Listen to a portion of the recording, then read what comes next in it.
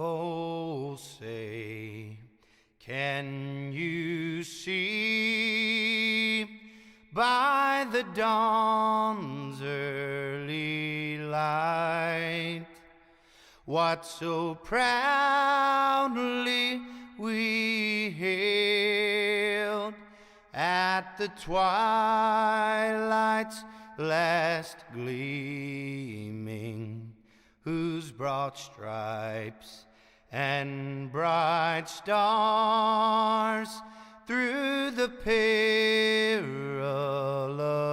fight o'er the ramparts we watched were so gallantly streaming,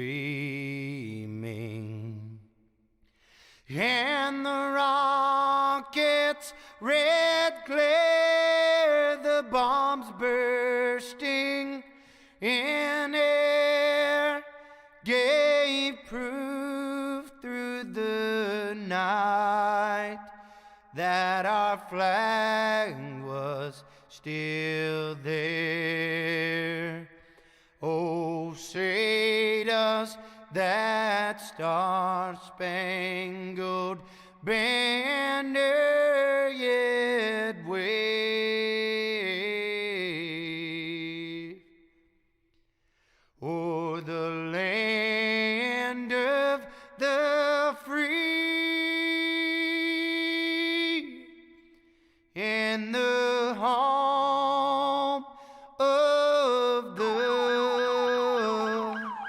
brave?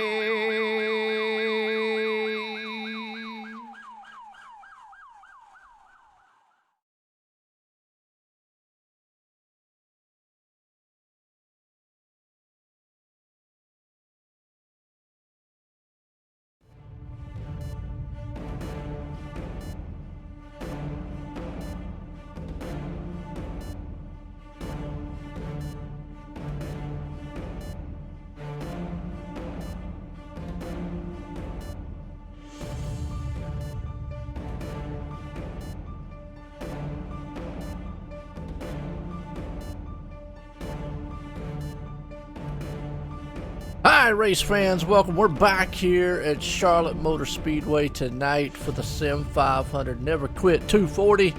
And last night we had the qualifying rounds. Well, tonight we got the main show here. The Cup guys here at the Sim500. We're getting set, practice winding down. We're going to go straight into the race.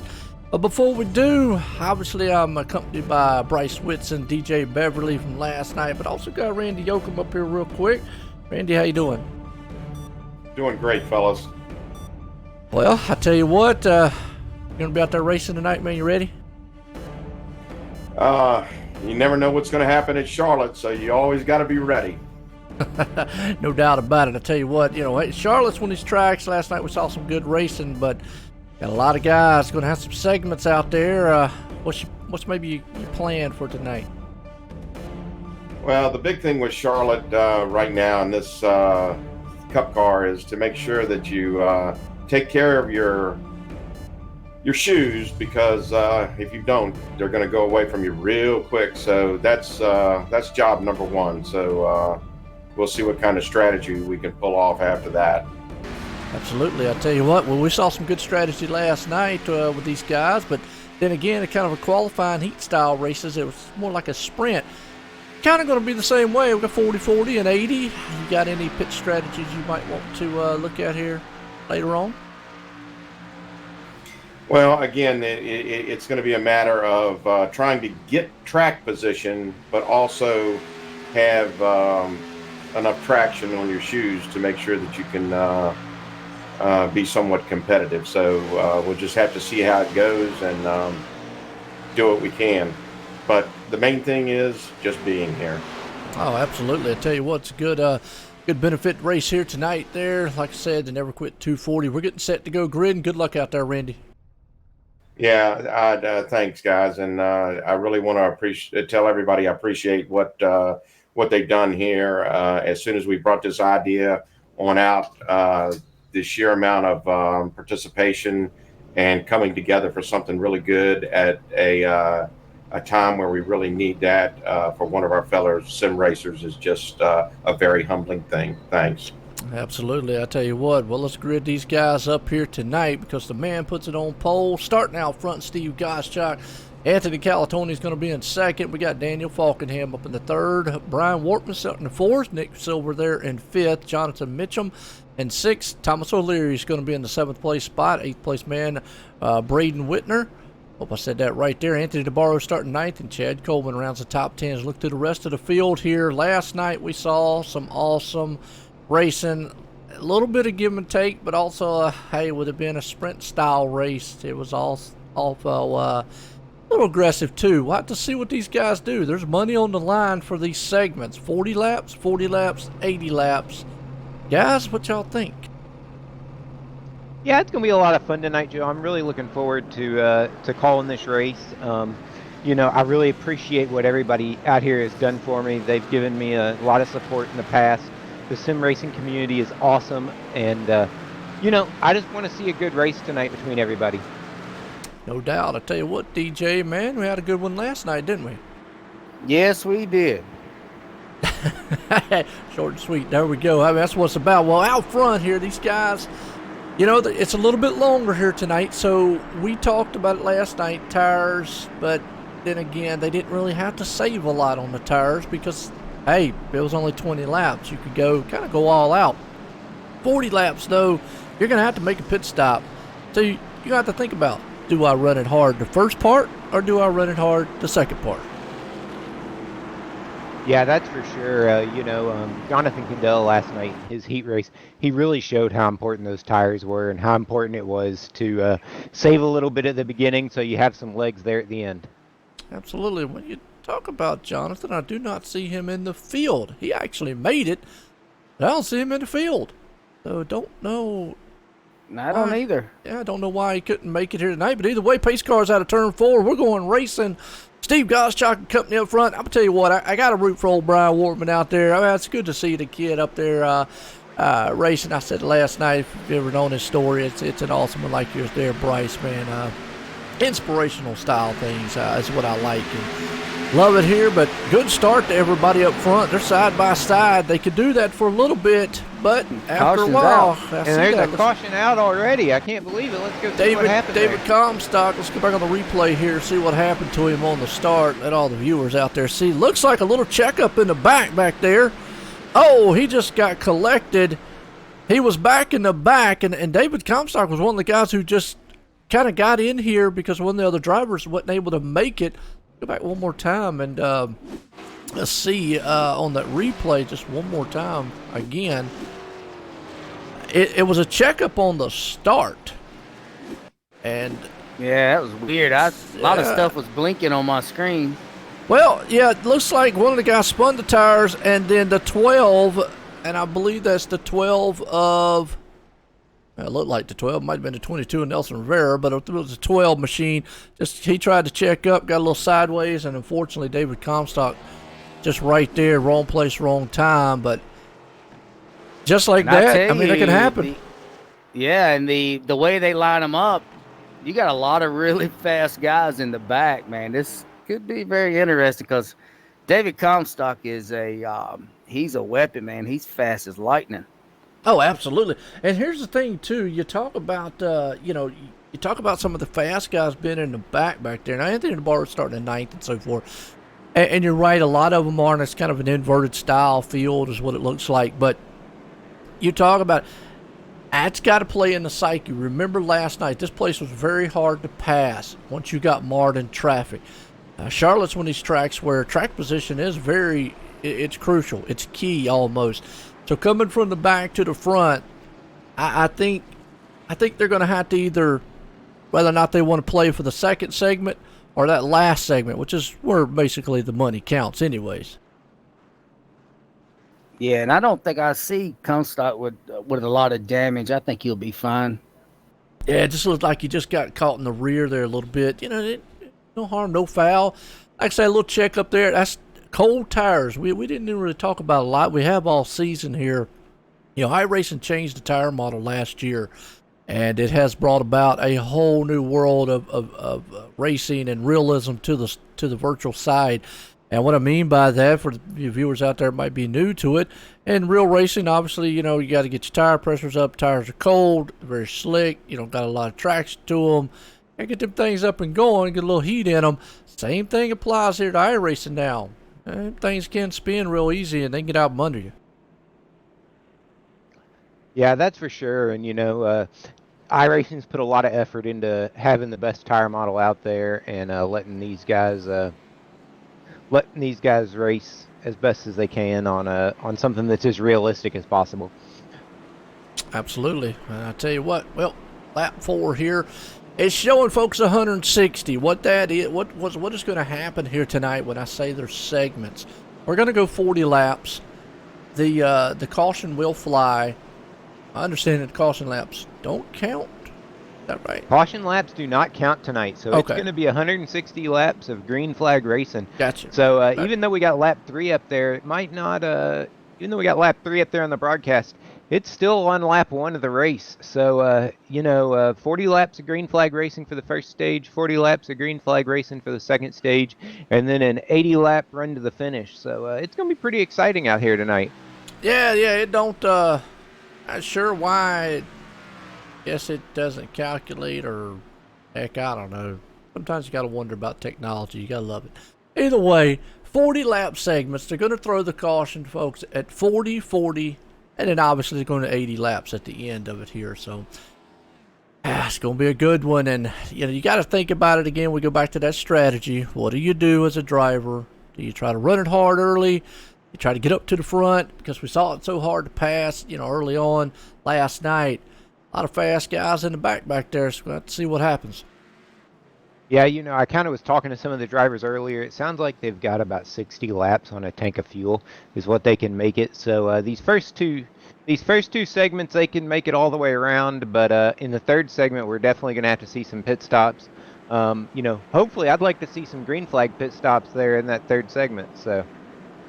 Oh yeah, no doubt. I mean, they're definitely going to have to make a pit stop. That's the number one thing that we didn't see last night. Well, we did during cautions, if there was a caution they did, but they could have went to 20 laps total without making a pit stop. But 40 laps, no, they're definitely going to have to make at least a green flag. Obviously, here, what's up, Enders? How you doing, man? That's Matthew. He's out there trying to drive and type. That's some skill right there. Maybe he knows what happened to Jonathan, man. I know Cadell was supposed to be in race tonight, so there was another driver. Was it Gary? Am I right? No, the other driver that couldn't make it tonight was Brody Hayes. That's right. Brody Hayes. Yep. Brody used to race mini cup cars with me quite a few years ago. And, I don't know what happened with him, so we're just going to have to continue on and see what happens. Pace car is leading them into 3 right now, getting ready for a start. Yeah, no doubt. Well, here we go. Tell you what, right now, getting set to go back green flag. Like I said, pace car's about to drop off here. Steve Goschak, Anthony Calatoni up front. Let's see if Steve can get another good jump on the field as the green flag flies. He does, and I tell you what, Anthony did not get going, but boy, Daniel Falkenham did. Yeah, Steve Gottschalk and Daniel Falkenham took to a quick lead. It looks like Daniel's actually going to look to the outside of Steve Gottschalk, maybe not. Now he's heading down, trying to look at the inside. This is going to be a great race here for first. These are both fast drivers from last night's heat. Absolutely. I'll tell you what, we got another driver in here. Greg, I hope I say his last name, Ives. Is that right? Greg Ives. Greg Ives, currently crew chief there for the 88 NASCAR series, driven by Alex Bowman. Obviously, everybody knows it's a Hampton Coda Sports game. And, he's had a couple victories, about 3 victories for Dale Earnhardt Jr., as well as 1 Xfinity Series championship with Chase Elliott in 2014. So there you go. We got some really good drivers out here tonight. As right now, he's running in the 17th place spot. Let's see if he can't bring that 31 machine to the front. He'll have his work cut out for him right now. Oh, yeah, for sure. It looks like Steve Gottschalk has got himself a nice little lead there over Daniel Falkenheim. Anthony Calatoni, Nick Silver, and Thomas O'Leary rounding out your top 5 for right now. Yeah, good run. Everybody's probably going to try to get a little bit single file if you go back towards the back of the pack, though. Right now, Steve Goschak's got that lead. I'm going to tell you what, I think out front is where you want to be. It's just a hard place to pass here. Everybody's going to single file all the way back. Nick Silver there in 4th, Thomas O'Leary 5th. Got Brian Wortman's hanging on to the 6th place spot. And you got a little battle going on here up front still, though. Yeah, I'm looking back in the field a little bit. If you look back right around 10th or 11th place, a great example of what happens at this racetrack. The number 115 of Jonathan Mitchum, who started 6th, he got stuck on the outside there on that restart, and he's fallen all the way back to 11th, and he's still trying to get to that inside. He's got a heck of a battle going on with Scott Stenzel trying to get down there. You know, we saw that last night, too. You got stuck up outside, and it wasn't the place to be, but later on in the run, you were able to utilize that top side. But right now, good battle going on. I'm going to say right around, and we got some pit stops. But Thomas O'Leary and Anthony right there, both two machines, they're battling. They actually just made a swap. This is the thing about this track. You're going to see guys go single file, and then the next thing you know, you'll see some guys making a pass, maybe passing one car here and there. It's just kind of a back and forth ordeal. Yeah, that's for sure. And what you're going to see is eventually everybody's going to get kind of single file, and you'll see a couple of guys here and there making passes. But overall, you really want to run the start of this race kind of single file and just kind of file in and run some laps. And when we get to about 10 to go in the stage, that's when you want to make your moves.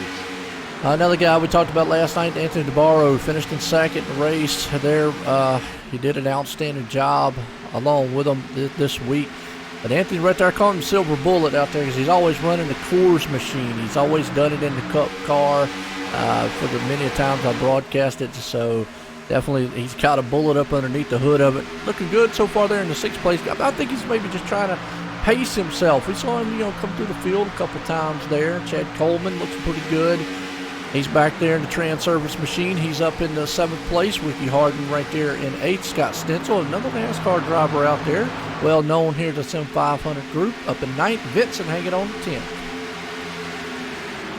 Yeah, it's like I say, they're all single file right now, all the way back to about 13th, 14th position. It looks like Gary Whitson there in the number 13 BeTheMatch.org machine. He's getting passed on the outside for 15th right now. Other than that, everything else seems really single file in the field. Yeah, good looking machine there by old Gary. Got a good close-up shot there. Like I said, Be The Match. And hey, put that link out there in the chat when you get a chance there, Bryce. Folks, this is a benefit race here tonight. Never Quit 240 here for Bryce Whitson in the booth with me. And, last night I know you told a little bit of the story. Tell us a little bit again here, maybe for the new folks out there, basically what we're here for. Yeah, so I was diagnosed with acute myeloid leukemia back in August of 2017. And, it's a rare blood cancer, a rare blood malignancy. And, I've been undergoing a lot of different treatments for the last 3 years.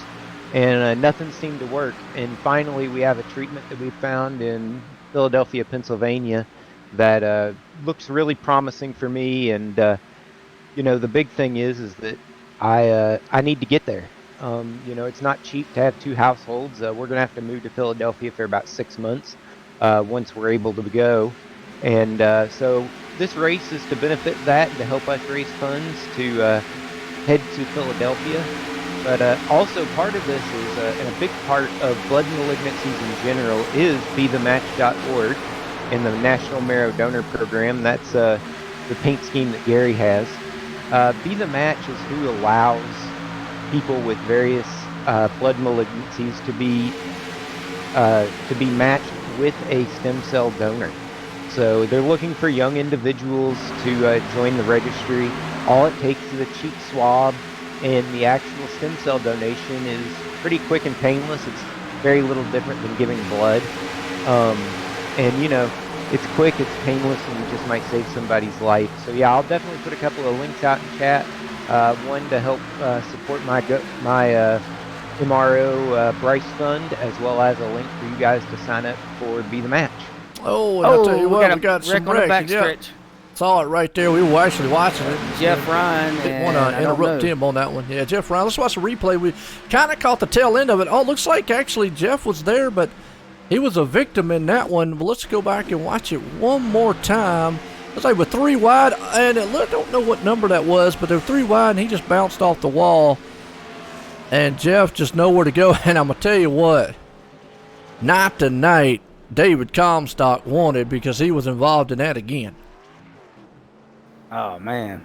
But I tell you what, Bryce, just as we're in caution here, like you said, great benefit here. And, I wish you all the best. I followed, pretty much treatment from, well, I've known you quite a while here. I've done several races and broadcast-wise in other leagues that you've been in. So I knew about what you've been going through, and it's always good for them to throw something here for you. And hopefully, you always got to hope, man, that you find that cure, or they find something out there that's going to work, and hopefully this here, man, it's what you need to, basically the miracle that you've been praying for.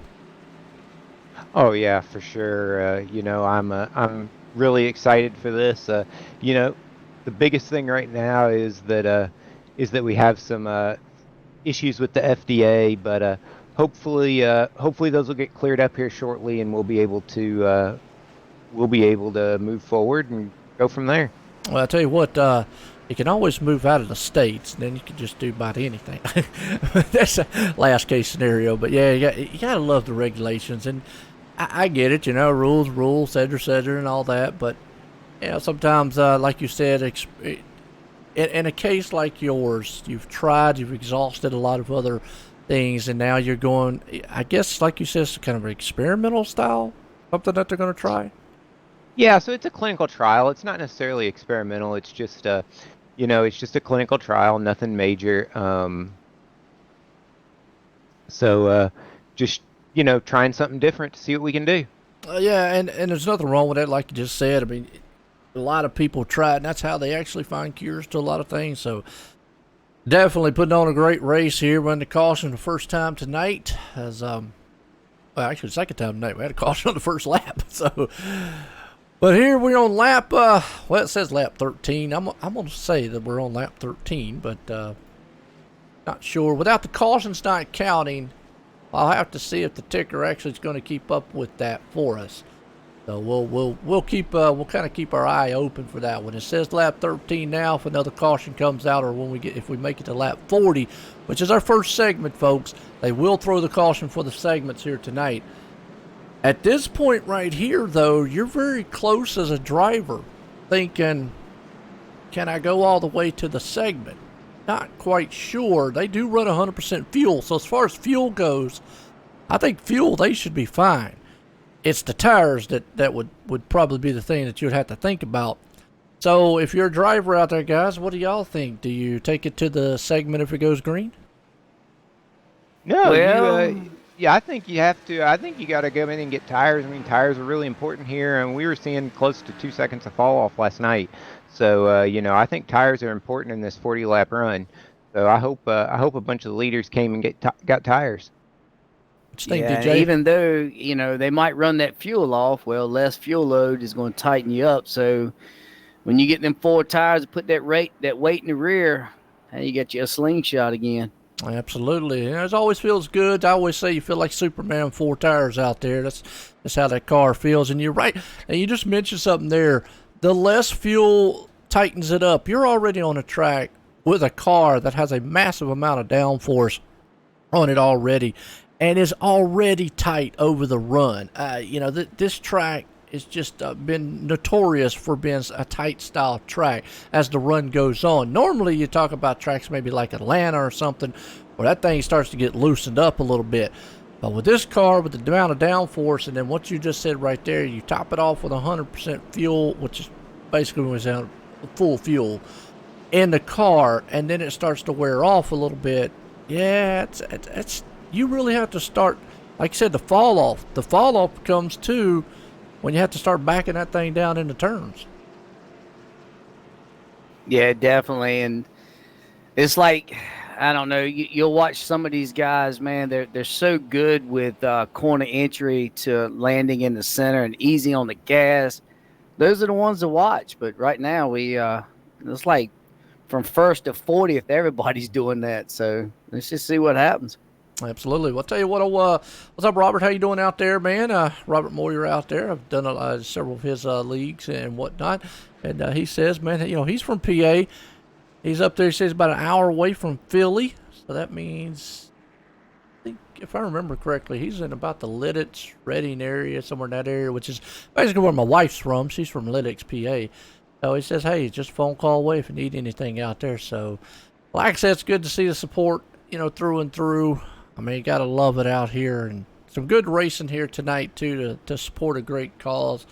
I enjoyed it. Hope everybody out there is enjoying it tonight. Let me know how it sounds, looks to you. We're here live on Facebook and YouTube. And again, Bryce up here. Got DJ up here. Don't forget about DJ. He's up here hanging out with us, too. And DJ, what you think about this race so far, man? Well, you seen anything you'd do different on track?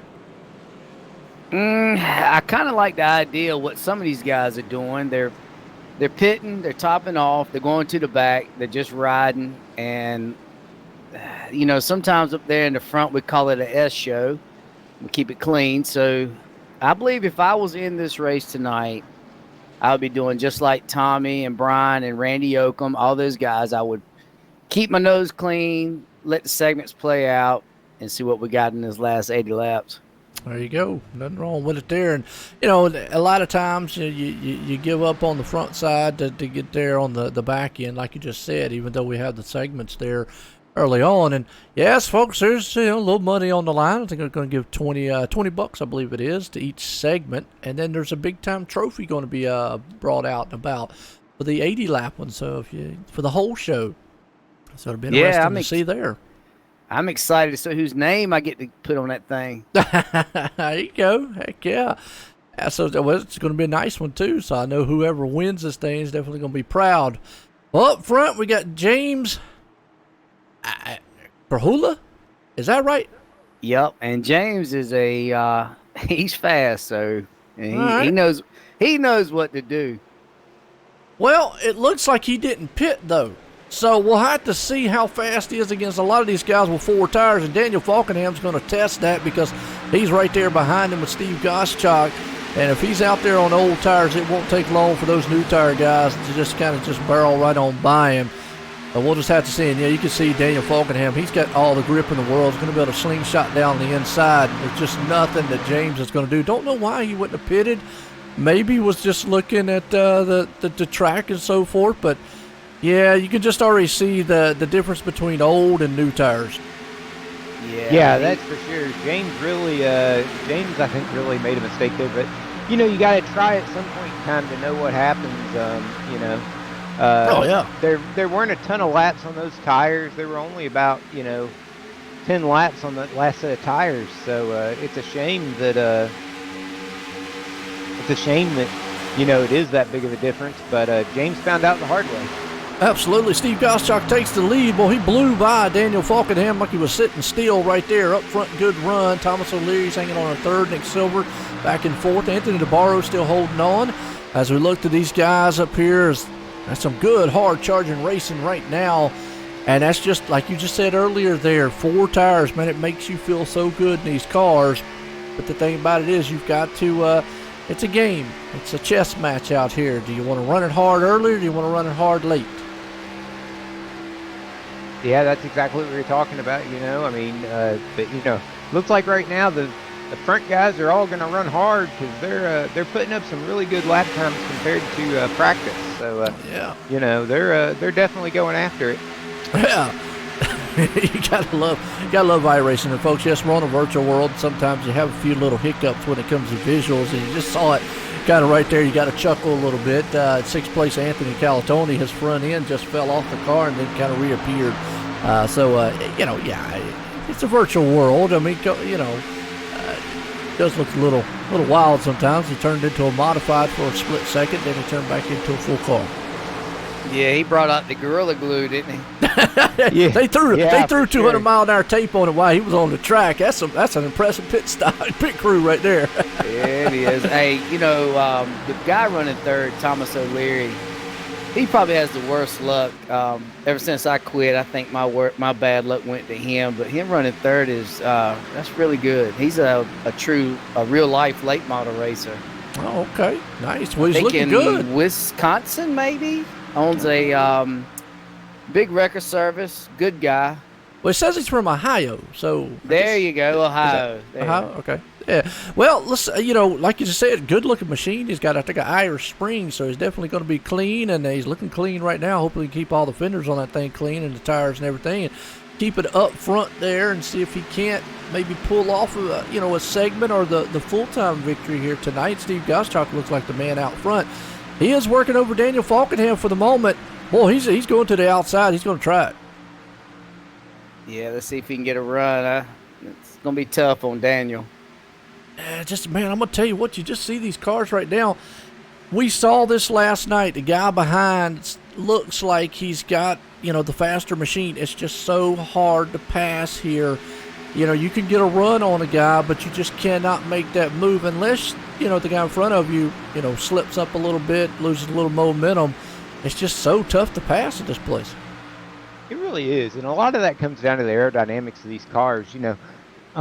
These cars, they're getting a ton of draft when they're behind somebody, but once they pull out, you get air on the front of that nose, and you end up getting air into those drag ducts, and it's like a parachute, man. So you really got to set that pass up. You really need somebody behind you pushing to make it happen.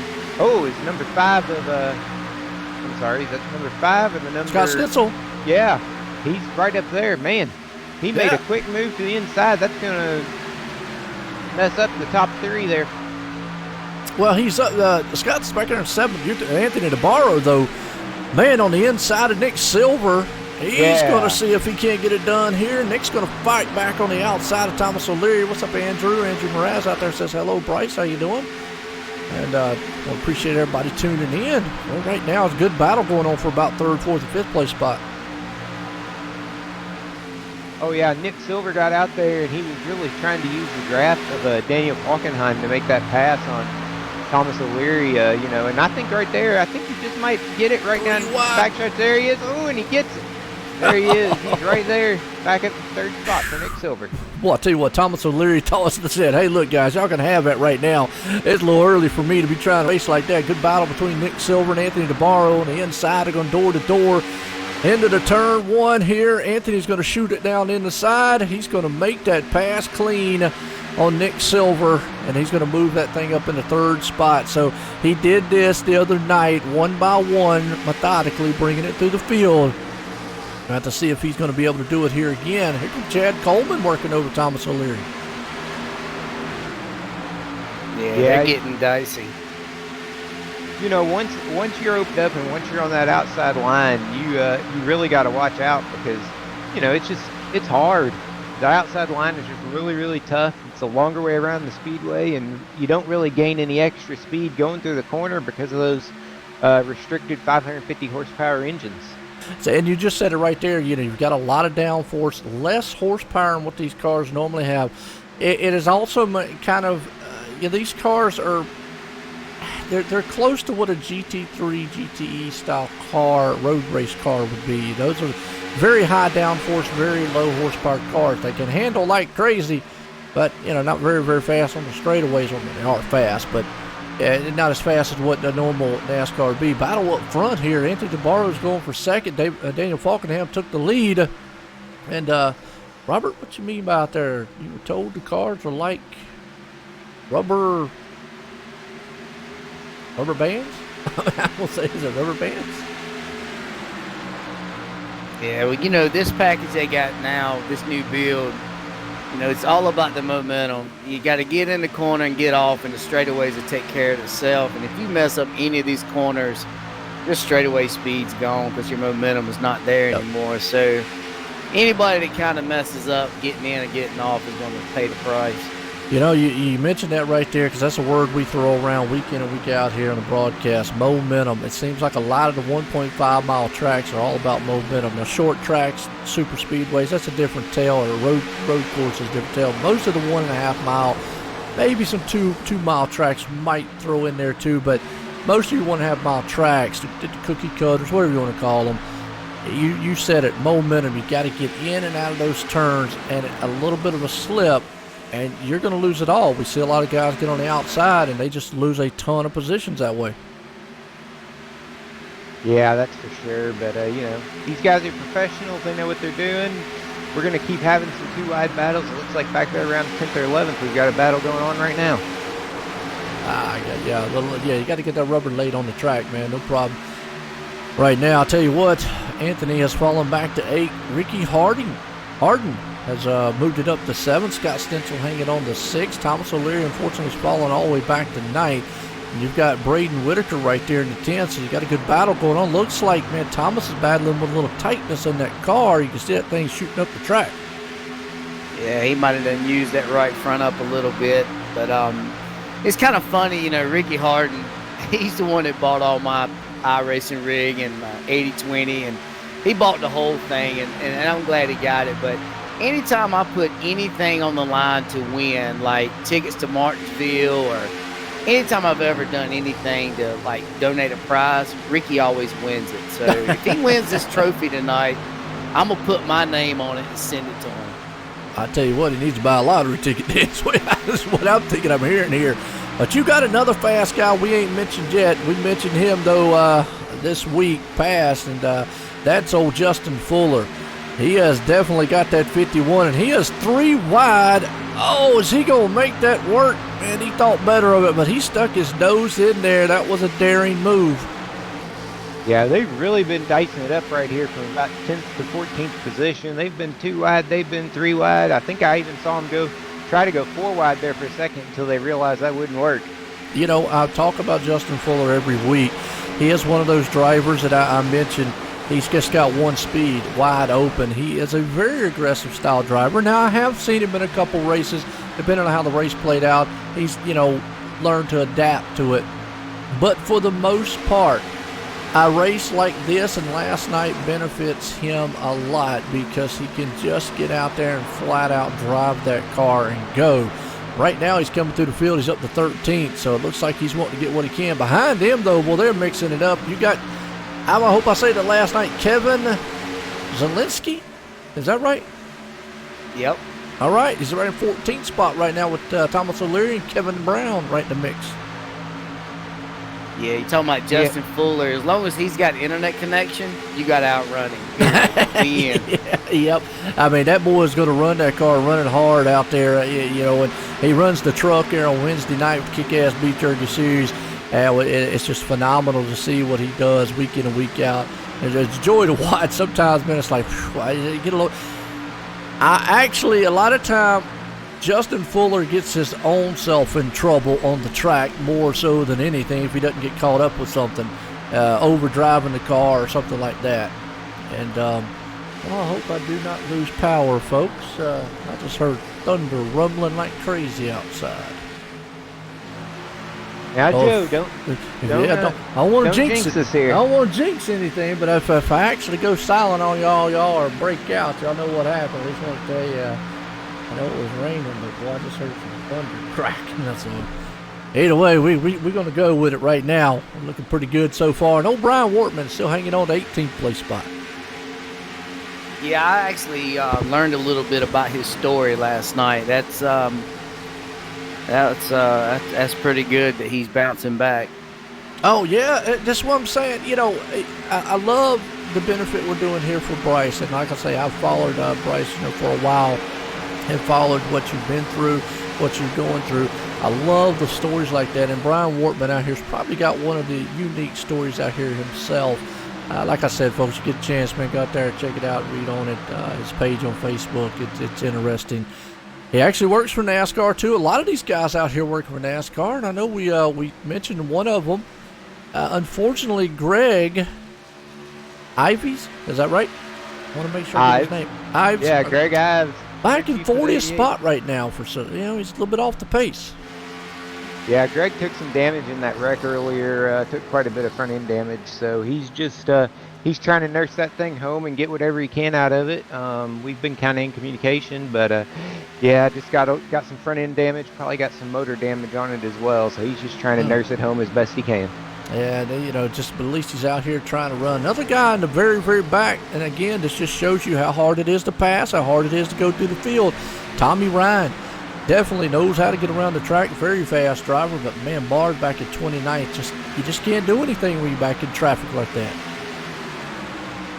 Yeah, I think Tommy is probably just sitting back riding, see how it all pans out too. But like I say, I mean, you can say it's go time, but your tires might say it's no-go time. So. Well, thinking about go time, we only got about 2 laps left here in this stage. We're just getting ready to start lap 39 of 40. So, you know, it's getting to be go time right now. Oh, yeah, he ain't going to get that 20. Here's the thing, I'm going to see here, if they throw that caution, obviously we got a complete lap 40, that's usually the thing. If they throw that caution when it is, then the ticker's right, and guess what? That means the caution laps are counting then. They might have not gotten it set up the way they wanted. No, I was watching earlier, the ticker actually, once they went back green, the ticker reverted where it was supposed to be. Okay, well then good. All right. Then we're right on the ticker part then. Good deal. I don't know how that thing works. It's got a mind of its own, folks, sometimes. So, but the battle up front, Anthony DeBarro has just moved out. I mean, we was watching the back, so he has came from probably third on up. And he's only got about another lap here to see if he can't cap off stage one, and we'll definitely get a word with him. We'll get a word with the winner here at stage one. But the battle's on back here for round where Ricky Harden and Steve Goschak and him. And Steve Goschak, remember, he was up front here a little bit, but that car's just off the pace now. Yeah, him and Thomas O'Leary definitely had some trouble there. I think they just ran their stuff out, man. I did. Ran too hard. And there's the caution flag. Anthony DeBarro will be the winner of the first stage, with Nick Silver finishing second, Daniel Falkenheim finishing third, Ricky Harden finishing fourth, and Steve Gottschalk rounding out the top 5. I'll tell you what, there we go. Like you said, Anthony DeBarro going to be stage one winner, $20 richer in it. Let's bring him up real quick before he makes his pit stop and get a word with him. Anthony DeBarro, Joe White in the booth, got a copy? Anthony, Joe. Yeah, how you doing, Joe? Hey, what's going on, man? I tell you what, well, you got your silver bullet machine out there, and that thing is a rocket ship. Boy, you got to the front. Stage one winner here tonight. How you feeling? Good. We got a good hot rod tonight. Tire wear is critical with the right front. We raced here a couple weeks ago on Monday night, so I kind of been remembering that, thinking about that. You got to kind of take it easy for the first 10 laps or so. But other than that, I think we could run with anyone tonight. So we'll see if we could. It's a long race, 120 to go, 119 to go here. So we're gonna see what we can do. Hey, well, stage one, like I said, you learned a lot here. I'm going to let you get there till you pit stop, concentrate. Again, congratulations on that stage one win, and good luck the rest of the night. Thank you. All right, there we go. Getting back down there in his Dizzy Motorsports there. And, hey, yeah, that's some confidence, guys. He pretty much flat said he thinks he can just outrun the field. Yeah, I've seen him do it before. Oh, yeah. He was fast in... now that's not how to outrun the field. He missed his pit. That's not going to help any. That's a Beverly move right there. Well, here's the thing. There's a couple things I talk about here. I talk about mental mistakes. And what I mean by mental mistakes, pit road stuff like that. A driver has control of certain things on the track. Obviously, what he does on the track, getting in and out of the turn, hitting your marks brake-wise, throttle-wise. But in and off pit road is crucial. You see in real racing so many times drivers lose it on that. Whether it be, obviously, the crewman, the crew or the pit stop itself. But then again, it could be on the driver himself. And we saw right there, especially on iRacing, a lot of times the guys just overshoot their pits. Yeah, and it's not hard to do. It's hard to judge sometimes. Well, and especially, something that we don't get to see on the broadcast, and I'm hoping that one day that iRacing will update that the drivers get to see is the actual animated pit crew. When that was implemented, and it's been about a year or so ago now, but when that was implemented, it actually narrowed down the space that it took to get into your pit box, because you've got to hit it right. That's why a lot of times I don't really like I like interviewing after they do their pit stop. I don't want to do it before because I have messed a few guys up bringing them up. So, I definitely want to respect that on their end because now it's a little bit tougher that they have to hit that mark. It's got to be precise. Oh yeah, that's for sure. Getting in your pits is crucial, and yeah, iRacing has definitely gotten a little more picky about it. But it is the #1 motorsports racing simulation out there, so they should be picky about it, and I applaud them for that. Yeah, no doubt. It makes it a little bit more realistic. Like I say, it would be awesome. Hopefully one day that we get it to where we can do it on the replay side. Actually see the pit crew, man, going across. We don't get to see it on our end, but the drivers do. And that's why sometimes you do see a little bit of mistakes, and like I call them, mental mistakes on pit road could cost you. It didn't cost him too bad. He's going to still be back. Well, right now he's showing his 7th, but he's probably going to cycle around about the 4th place spot.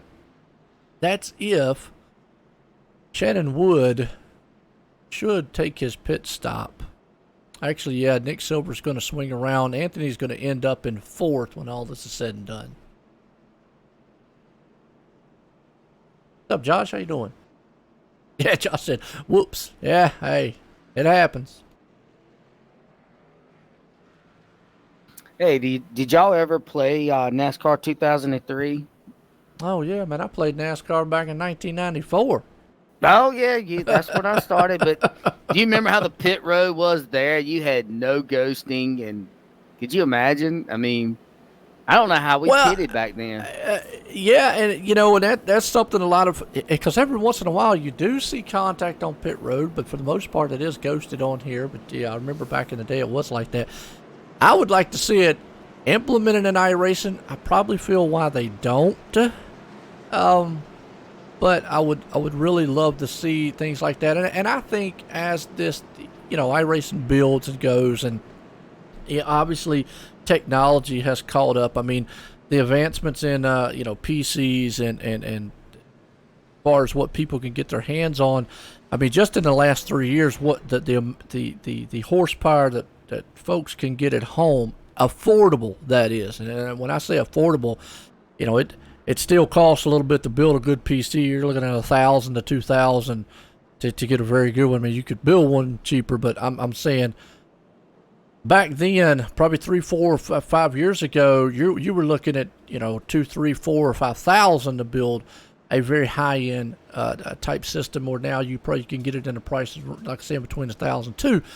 So technology has caught up. iRacing, I feel, will do the same. Stuff like that takes horsepower to implement, and it takes, bandwidth and all that technical jargon and stuff that you talk about. So I think over the years, I think we will see. I mean, the first steps we saw, obviously, was the animated pit crews. That's the first step. The tire models are out there. We're seeing so many advancements. Every build that they do, the damage model is another one that they're working on now. I know a lot of the road guys have said, hey, where's our rain at? Weather changes. That's going to eventually come here too. And, obviously that would play a factor in any type of race. Day-night transition, we finally got that here. So I think over the years, as technology gets better, networks get better, internets get better for folks, I think we're going to see things like what you just mentioned there put in place in iRacing. And well, I'll tell you what, it's going to feel like you're real racing pretty much. Oh, yeah, definitely. Trying to get out of that pit box because you can just run right through the man in front of you if you really wanted to. And, it kind of makes it a little easier. But, I mean, it's a game. I reckon, they're, like I said, they definitely went after the things that really matter, the graphics, the physics and stuff flying off the car and going off in the corner and somebody doing a Greg Biffle super arcing and sparking off the corner is absolutely amazing. The eye candy brings a lot of people into it.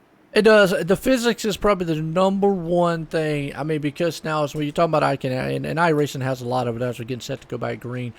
Physics is their #1 main thing because that separates them from a lot of the others, is to make it as realistic as they possibly can. As they're going green, Nick Silver gets a jump, and I tell you what, Ricky did not get going like he wanted. Actually, that was looks like Nick Silver flat yeah suckers Gone. that field. I'm going to tell you right there, he he suckered them really good and pulled out to a heck of a lead. He did. Well, you know, he's got the control there on the field, and you got Nick Silver hanging behind him, but here comes Anthony Navarro. Remember, had a little mishap on pit road. Not so much. He's going to look if he can't take over Ricky. Not right now. Caution's out. Got a big one in the back. I'm looking. Matthew Welsenbach. Let's go back and watch the replay here. See what happened. Oh, it happened in front of him. He was just a victim of that one. Looks like James Thorndike maybe was involved in it, but let's see. And he wasn't the cause of it either, but boy, he definitely was in it. 74. Oh, Jake. I don't know how to say his name. I don't know either, but let's go back and watch the replay. Yeah, let's go. De-wedged him and got him. Let's go back and watch his replay on him here and just kind of see if we can get an idea. The restart here, but boy, it caught a lot of good cars. Daniel Falkenham, unfortunately, not tonight. Matthew Welsenbach, Greg Ivory's. Ives, excuse me, got caught up in that too. Daniel Falkenham, remember, up front, but let's watch it right here. Watch this replay. And he went up the track just a little bit. He's right down on the apron. Daniel's right there on his backside. You're right, he got down on the apron and it just caught him, and Daniel Falkenham had nowhere to go. Caught the back end, and boy, I tell you what, it was mayhem from that point. Did you see James Krahula? Wow. He came through there, he threaded the needle in that unicorn outfit. Yeah, there's another one there. Go back here, let's see who in the world is in the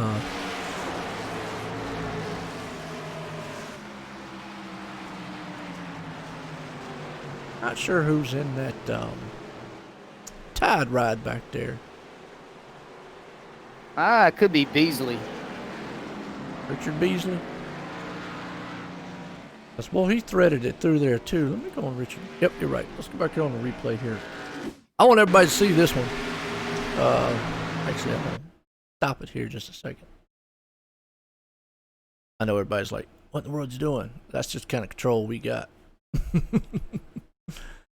Let's go find Richard Beasley, because this thing's flipping around on me here. We'll find Richard Beasley. I want you to ride. I'm going to ride on the nose. Watch this. Oh, he gets caught in the rear a little bit, but then he able just to make it right on through. Wow. Yeah, that's crazy. So see, those guys don't have my luck. I'd be slam over the wall.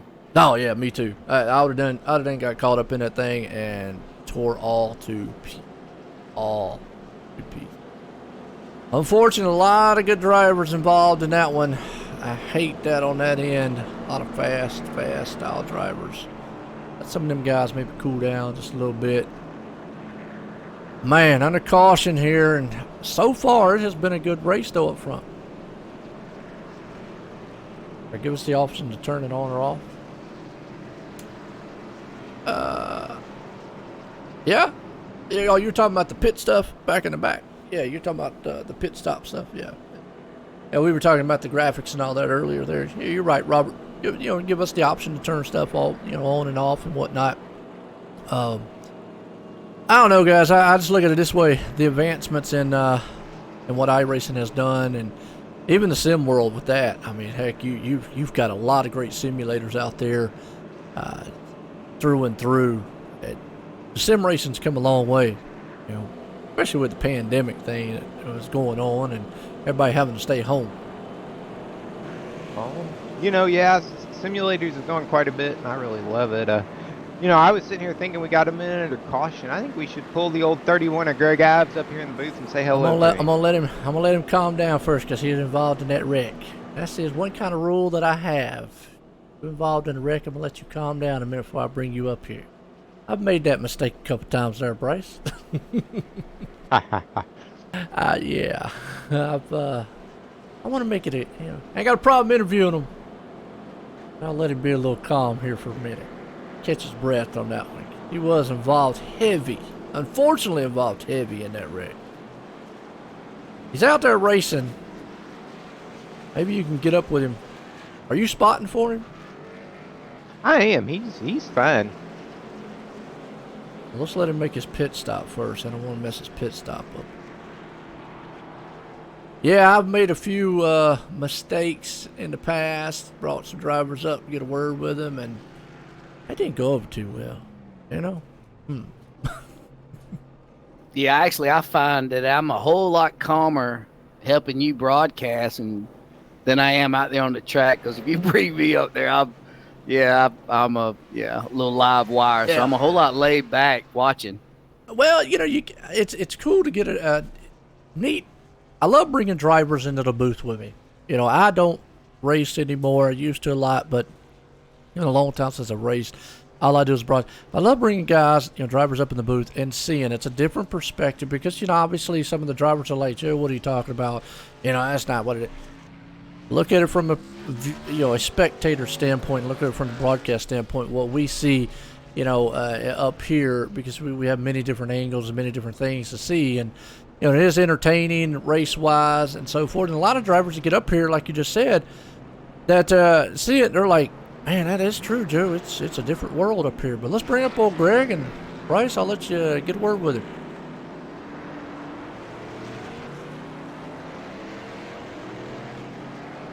Greg, Joe White in the booth. Got a copy? Greg, it's Bryce Whitson up in the booth. Just wanted to say hi to you real quick and see how your race was going. I know it hasn't been great, but I really appreciate you coming out and helping. It's better than I expected. I'm not very good at this iRacing stuff, so I think this is probably my second race, maybe third race I've ever done. So I appreciate everybody letting me come on for a great cause, help my buddy Bryce out. Also, it helps me throughout the week, and great friend, and I know he's got a lot of support. Yeah, I really appreciate all the support, Greg. I appreciate you coming over here. I'll just ask you one quick question. How do you feel like this iRacing stuff compares to the real thing? Well, unfortunately, I've never drove the real thing other than local short tracks in the Midwest. So I really enjoy the visuals of this. Help me out understand and learn a little bit of what Alex is feeling. But as far as these Cup cars, totally different feel. Maybe I'm better off in a street stock. There we go, man. We'll let you get back to racing. They're getting ready to throw the green flag. I appreciate you taking the time to talk to us. I appreciate you, Bryce, and everybody putting this on. There you go. There's Greg, man. He's gonna look like if he can get out there and get going. A lot calmer than what I would probably be in after getting called up. But at least he's like, hey, look, honest too. Got to give him, as we're back green flag here at Charlotte, but I got to give him credit there. Honest. Hey, not very good at it. Well, you know what? When I raced, I wasn't very good at a lot of tracks either. Well, you got to look. He said this was his third race. I have people come over, sit in my sim rig, and can't even run a lap at Daytona. That's so great.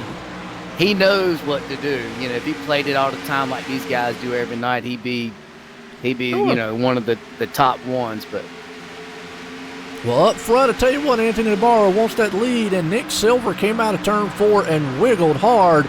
And that's going to leave the door open there for Anthony Navarro to just go running through it. Here we go. Has Anthony got enough to muscle his way to the lead down the back stretch? They'll go door to door. Nick Silver has other plans, though. He says, I want that lead back. These guys are charging hard up front.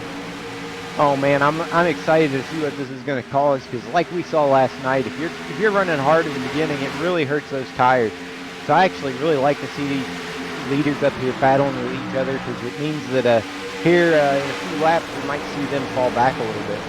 Yes, it does. Boy, Nick Silver's not done, but I'll tell you what, you got a gaggle of machines right here around 4th, 5th, and 6th place. Donnie Leah up front with Steve Gottschalk. Mitch Rollo, well, there's a name keep your eye on. He is definitely bad fast out there. He's up to 6th. Up on the high lane, the 48 of Braden right there along with him. Let's see if Mitch is able to bring that car to the front. He's a past champ here at the Sim500. Loved, man, calling the races for him there on Monday nights. That guy, man, knows how to wheel one of these Cup machines, and he is bringing the high line to life. We've not seen anybody do that tonight, but boy, look at that car hooked up. yes, Yeah. I would love to see that high line come in. Well, Yeah, it Mitch is is there. using- Wow. Mitch is using a lot of side drafting going into the corner, I was noticing, in order to help get some air off of his car and dump a little air on that car on the inside of beside him, and man, he's just coming up through there like a rocket ship. I like it. We got a three driver battle for the lead right now. Yeah, Nick Silver don't want to give it up, but Mitch is utilizing the middle high lane. Here he comes. He's going to dive it up high on Anthony DeBarro. Anthony's going to see if he can do anything down low. Not going to be able to. Mitch Rollo, like a shotgun to the front.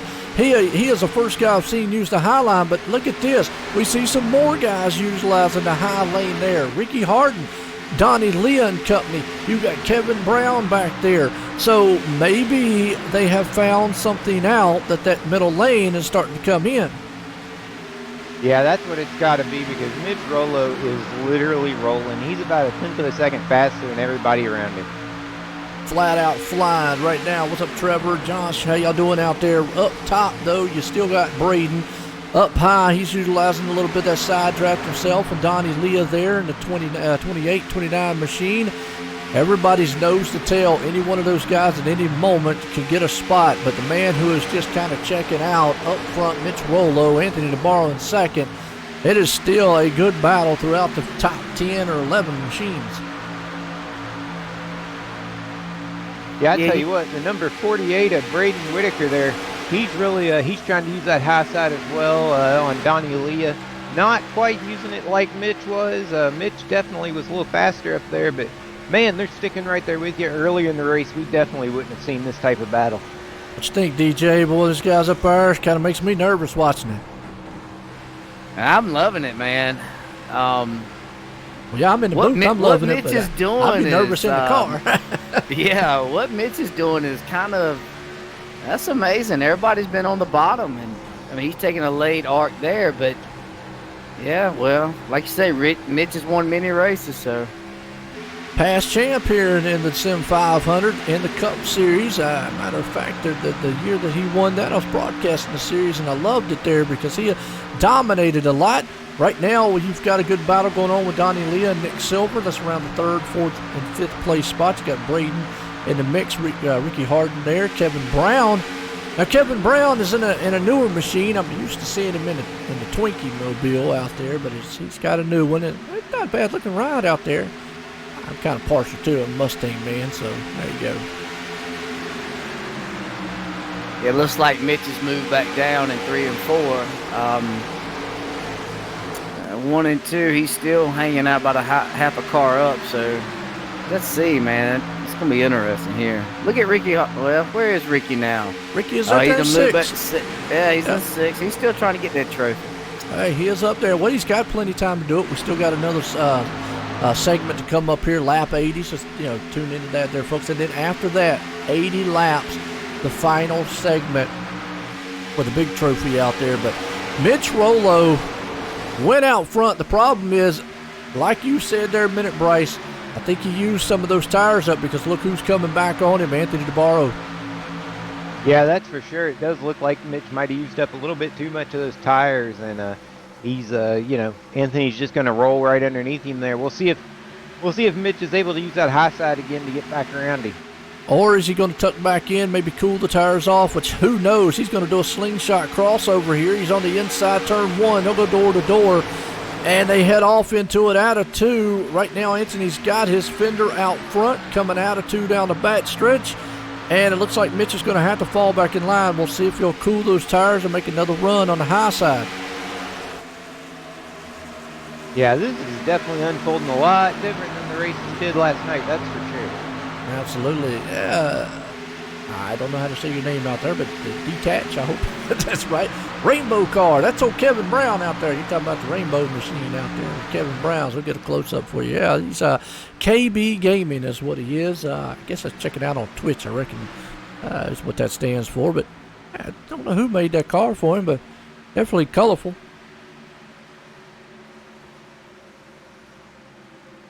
Man, I tell you what, I've been going through the field here a little bit. We had a gaggle of cars back here fighting for 15th just a minute ago. It looks like they're going to straighten out, but there's a gaggle of them in there for a 3 wide, 4 wide, all over the place. Yeah, and that's the thing is, for a moment they'll be single file. The next thing you know, they're back there 2 and 3 wide, and you got Thomas O'Leary and Kevin back there battling it out side by side for the moment. As you see, well, they almost made a little bit of contact coming out of the turn down the backstretch there with the 23 of Kevin. Nice looking machine he's got there too. The paint job he's got on it. Brandon Key right behind them. Got the iRacing machine in the number 9. And Gary Whitson, like you just said, he's up to the 19th place spot. He's never going to quit himself, though. He's going to see if he can't get that thing to the front. Oh yeah, Gary's been known to save his stuff, and you know, this is still a pretty long race. You know, you look at it from a race perspective, we're not even halfway through this thing yet. So you know, Gary's just kind of biding his time, I think. But you know, while we're looking at the car there, let's talk about that Never Quit. So Never Quit is something that I came up with. Well, I didn't really come up with it, but we used it at Hendrick in 2016 when Jimmy Johnson won his 7th championship.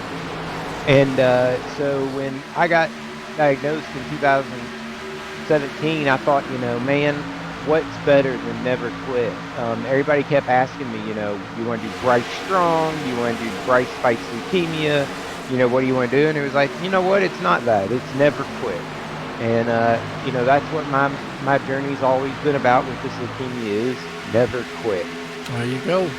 Nothing wrong with that, too. And you're right, man. You just never quit. You just never try to give up. You just got to keep going and striving. And, you know, however the bricks may fall, you just got to keep knocking them down. And it's a good story, like you said. And it's good that you're trying to, you know, you're finally maybe going to get the treatment that you need that's actually going to beat this thing for you.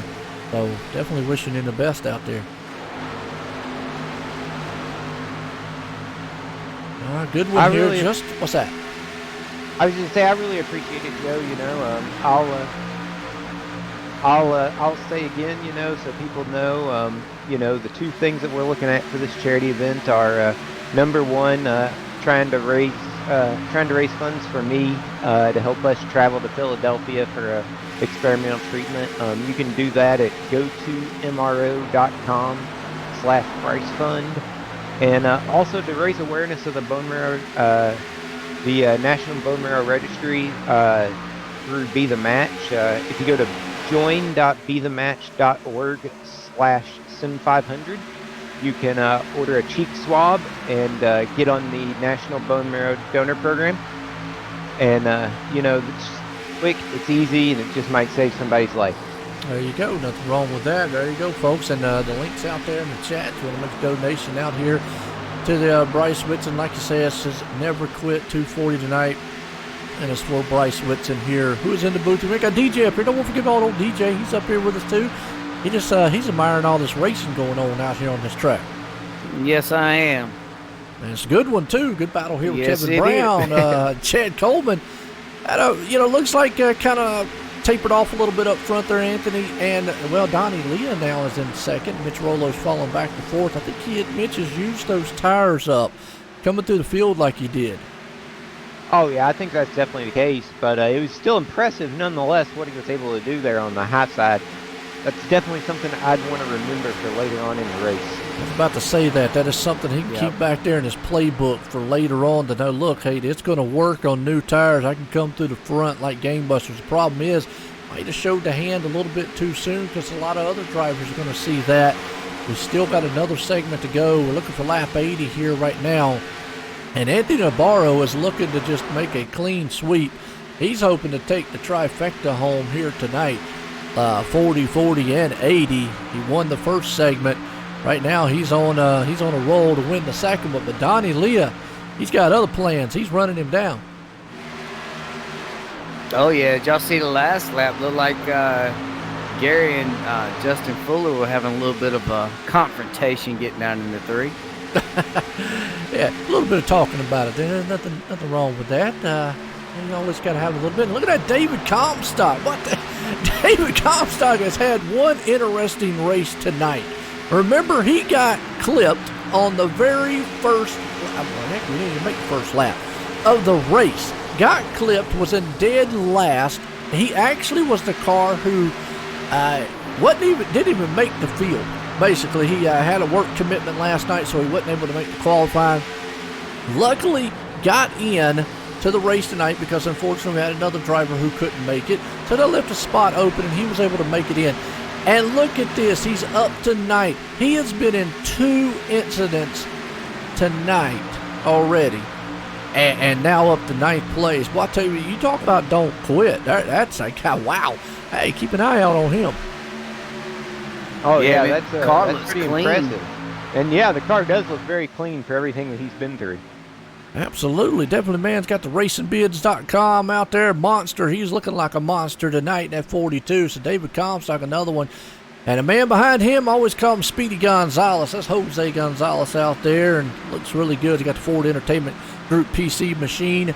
He's up to 10th. He was marred back in the back. So the caution early on has helped some of these guys. You know, we saw pit strategies involved too, so it has helped a lot of these guys with pit strategy and get up to the field here and get a little bit closer to the front.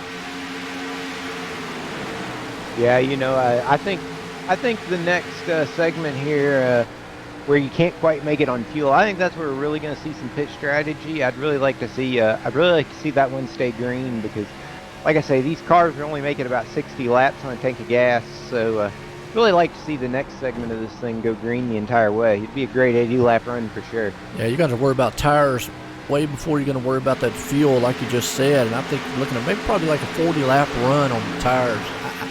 I feel like that's probably what it would be. I'm not 100% sure.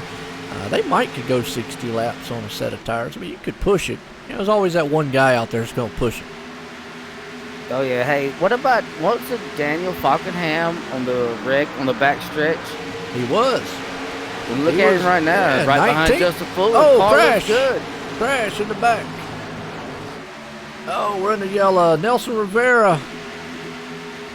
Go back here and see what happened to Nelson. They were 3 wide coming out of turn 4. Oh, and here him and Gary Whitson got together on the front stretch. And, oh, contact. Well, I tell you, that was a hard lick. Ouch. Wow. Well, I'm going to say this very greedily. Luckily for me, Gary looks like he took minimal left ear damage, so hopefully he'll be able to get that fixed and be able to run back up there again because he was coming up through the field pretty good. Well, you know, I don't know if Nelson's got your picture on the hood of his car. He's got somebody, but either way, they took a hard lick. I mean, Nelson looked like he was going to make it through this pretty, you know, kind of clean. They were 3 wide. He got up underneath Gary, and from there, it looks like them two just came together on the front stretch. Yeah, right there. And not too bad back end damage for Nelson, but then he just got destroyed on the front stretch. The caution had been out on the front stretch. I don't get what happened there. And then the 86 car coming there wide open and killed Randy Open. Yeah, and sometimes, you know, you just can't get woed down in time, and next thing you know, boom. Yeah, unfortunately, that's the way it happens sometimes. All right, well, yeah, pit I've done it stops. several times, so it's so much easier to place the blame sitting up here than it is down there. So. This is so much funner. Well, you know, it gives you a different perspective. Usually I go off the point of just 2 guys taking the same real estate, and you know, and it don't work out all the time when two drivers are trying to take that same spot on the track. And usually something's got to give. Under caution, it's going to be interesting here because most of the field came in and took tires. We're only going to have about, 10 or 8 laps left before the segment. Yeah, we'll have it's gonna 10 be a laps shootout. left for the segment. It's going to be a shootout here. Well, now you're going to see guys. It'll be a real fast 10 lap segment for sure. Well, now you're going to see guys that are very, very aggressive. I think come to the front. You got Anthony DeBarro up there. Todd Kirkwood. He's coming on pit road. All right. So it's going to put Anthony, Donnie, and Mitch. Now, we saw what Mitch was able to do on new tires on that outside. Is he going to push the envelope and try to just roll his way to the front? This is going to get a little hairy up front, I think. Oh, I agree. I'm sure it'll get a little hairy, and I think everybody's going to be pushing as hard as they can. I mean, you know, There's only going to be 10 laps to go in this run, so it's going to be a quick little shootout. And the thing is you want to be mindful, because even though it is 10 laps to the next segment, you don't want to wreck and tear up your whole race. So even though you want to be aggressive, you want to get to the front, you'd love to win the segment, you got to have that fine line of, is it worth destroying the car? So it depends on how much Anthony DeBarro wants to protect that lead, of how much Mitch Rollo is going to push the issue. Don't count Donnie and Ricky and Nick and all those guys been back there. It just takes one little slip. They can take this segment. Yeah, and Donnie being a modified driver, he definitely can get it done on these short runs. No doubt about it. So here we go. We're getting set to go back green. Oh, Anthony DeBarro, if I was him, probably not the spot I'd want to be in, because, man, he's going to have a lot of fast drivers gunning for him here. Yeah, that's for sure. And like you said, we're just going to see how this one turns out. It's going to be a heck of a finish here to the end of segment 2, and then we got that long 80-lap segment to finish this thing out. Yes, we do. So Anthony DeBarro out front, looking to make it 2 for 2 tonight here on the segment wins. He won, segment number 1 at lap 40. Donnie Leah hanging on to second there. Mitch Rollo up to third. Ricky Hardin to fourth. Nick Silver rounds the top 5. It'll be interesting to see what these guys can do. Good benefit race here tonight with Sim500 Neverquit 240 here for Bryce Whitson. He's up here in the booth with me. Got DJ Beverly up here with me also. And DJ, I gotta ask, man, what's the DJ stand for? Dwight Jr. Ah, okay. All right, there we go. Dwight. Good deal. Yeah, they figured they would just name me DJ because they figured I wouldn't be able to spell my name, so it's a whole lot easier just DJ. So. Nothing wrong with that. Hey, cool name. There's nothing wrong with it. All right, get set to go back green. I tell you, it has been an interesting race. A lot of things have played out here with these Cup cars here tonight at Charlotte, and we've seen some good side-by-side racing. We've seen some good nose-to-tail style racing. We've yet to see some pit strategy, but like what you just said a minute ago, Bryce, the next segment after this, that's when we probably are going to see that. Depends on how, if anything, cautions fall. It'll depend on how they fall as to if we're going to see, maybe some pit strategies in that long run. Yeah, you're going to see that definitely. And you got to also think a lot of the guys, the field is definitely dwindled down to a group of people now that I think you'll see some very good pit strategy. It's going to be very interesting to see who short pits, if it calls out right. What do you think, Bryce? Oh, it could go either way. I really don't know what's going to be the answer there, but we'll find out shortly.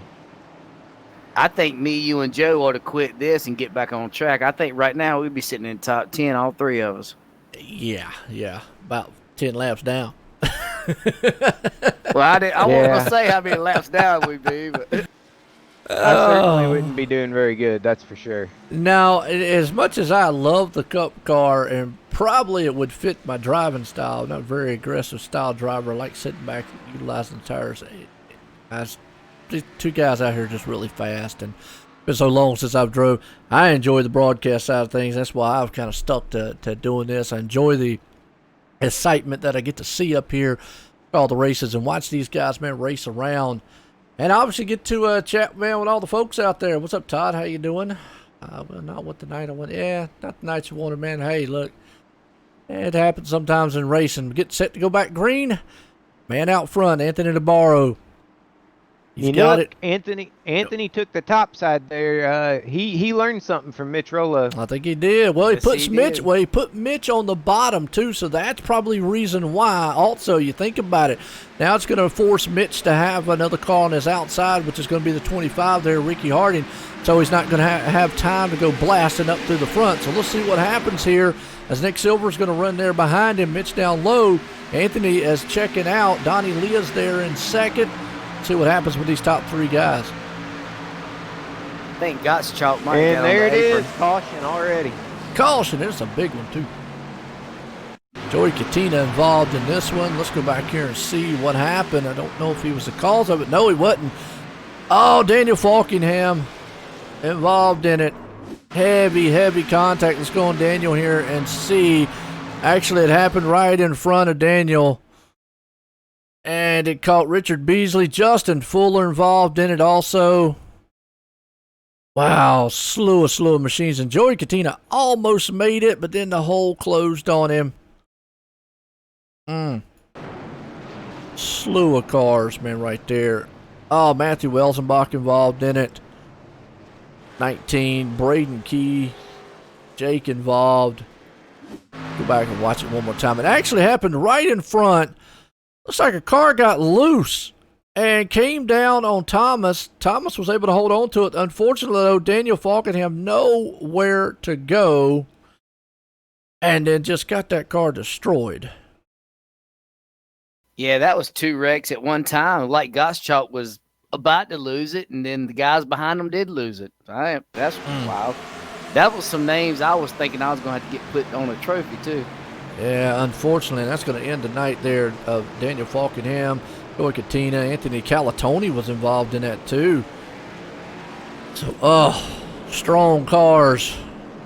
A lot of them out of it here tonight. Yeah, quite a few strong ones. We'll see what they can do to get some damage repair, but you know, it's that was some rough wrecking right there. Yeah, hated on their end. Like a lot of them might just be done on it. But Anthony out front, he's loving this because it keeps him out front. Now, does he go to that high side again and put... Well, if he goes to the high side at this time, let's see, 1, 2. Yeah, if he goes to the high side, it's going to put Mitch Rollo back to the inside again, I believe. And I think that's why he's taking that high lane, because it puts Mitch down low, and he saw what he did earlier. All right, well, since we're up here in the booth under caution, who's your pick to win, Bryce? Oh man, that's pretty tough, but you know, out of those guys that are up front right now, you know, really I got to pick Ricky Harden. Ricky and I have known each other for a long time, and to be honest, I'd just like to see him win this race. You know, he's a good friend of mine, and you know, he's up there and he's very capable of running with these guys, so I'd really like to see him win this one. You know, you just jinxed him, right? I know I did. You cannot jinx Ricky Harden. I mean, hey, you know, we got what we call. Is... See, now DJ, you new to the booth. We got what we call the broadcast jinx, and there's many times that I have rooted for the underdogs, and the next 5 laps they wreck. So I quit after that. I said, you know what? I'm gonna be quiet. Yeah. Well, I mean, Ricky's got a good name. His name is Ricky Harden. We call him Ricky Hard into the wall. But he always ends up finishing good, so I've never figured that out. Well, let's hope, man, he can get it done. He is sitting in a good spot. He's sitting there at 3rd. Got Mitch, he's got Donnie, he's got Anthony. But the thing is, Anthony controls the field. And, you know, that's just the leader's privilege right there. So he's able to go when he needs to go. Only got a few laps here for this segment. All going to depend. Donnie was reeling in Anthony. We need some green flags. That's another thing. They're going to need some green flag runs. And then Ricky's going to have to try to see if he can't get around old Mitch and Nick back there, and they don't give him too much of a hard time because Ricky kind of got, you know, caught up on the outside there on that last start. Yeah, and it looks like we only got like half the people who started, maybe 24, 25 guys, so... Man, hey, attrition. Like I say, a lot of big names are cutting the car. Well, you ain't got to cut the car up and try to figure out how you can put it on the trailer. You can just turn your computer off. That's a pretty thing about this, too. It don't cost that much once you wreck one. So. No, your feelings, that's about the biggest thing. Hurts your feelings a lot. But we did talk about that this past week. You know, we talked about a lot. You know, I always say iRacing the closest thing without going real racing, and now without spending millions of dollars to go real racing. But with that said, with sim racing out here, some of these guys have some pretty substantial equipment that they use.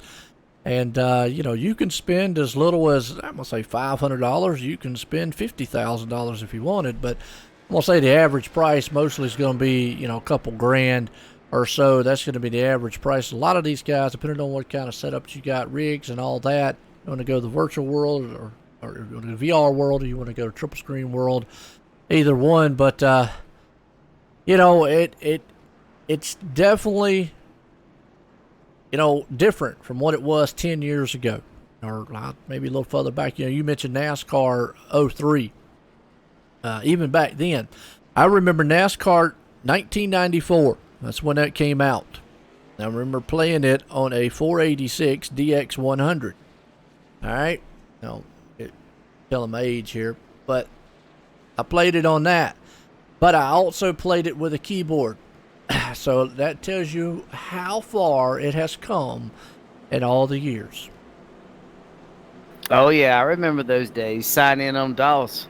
Yeah, absolutely. Yeah, all keyboard. Yeah. I have forgotten more about DOS than I remember in the back of the days when I was in my computer classes and stuff. But yeah, back then it has just come a long way to what it is now with the equipment that these guys have got, with the computers they've got. You know, like you just said, you had a rig set up. I've got one. I don't have it set up right now. Actually, I've got my stuff in the shed now. My computers are a different subject because obviously I want to bring this to y'all folks out there the best I can, the best picture possibly I can, the best audio and everything. So yes, I have built my monster PC over here this past January to be able to bring this action to you, and I love it. I like it. I like sitting up here in the booth. I know y'all talk about getting back out there on the track. This is going to sound weird. Going to sound strange. I have no desire to get back on the track, but I love sitting up here calling these races, and that's pretty much why I buy iRacing for, is to call the races. But a lot of guys love it, man, because they get out here and they have what we're seeing tonight. Great racing here, and we're getting set to go back green. Pace car is going to duck off on pit road, and Anthony Navarro takes the low line. Let's see if that pays off this time. Now, got to be mindful. Don't want to spin those tires, and it looks like Ricky might have spun just a little bit. Not too bad. He's going to have the inside lane, but again, Anthony gets another good start as we're back green. Yeah, for sure. And, you know, you see right there the 28 of Donnie Lee had followed right in line with him.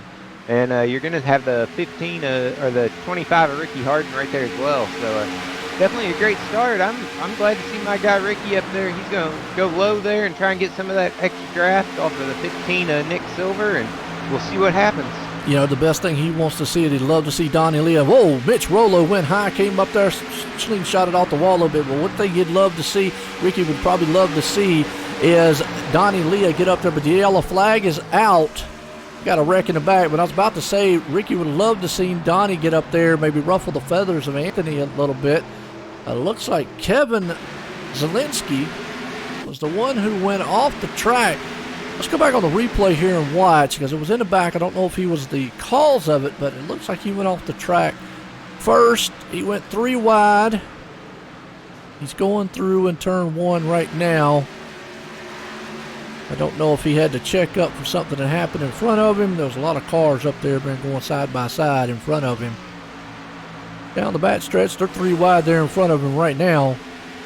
Looked like O'Leary and Jeff Ryan made contact with the 2 and hit the inside wall, come back on the track, and yep, that's where it happened in front of him. Yep, it happened. Oh, he went airborne a little bit. Wow. And Greg, unfortunately, again, got involved in...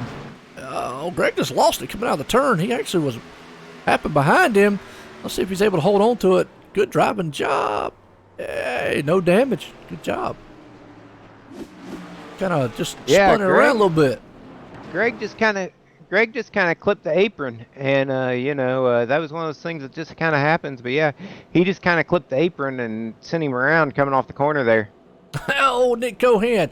Nick, where you at, man? Why ain't you out here? I tell you what, I got to see that, old running story. I don't get to see it much now because of the Monday, but I miss seeing Nick Cohan's cup car out there.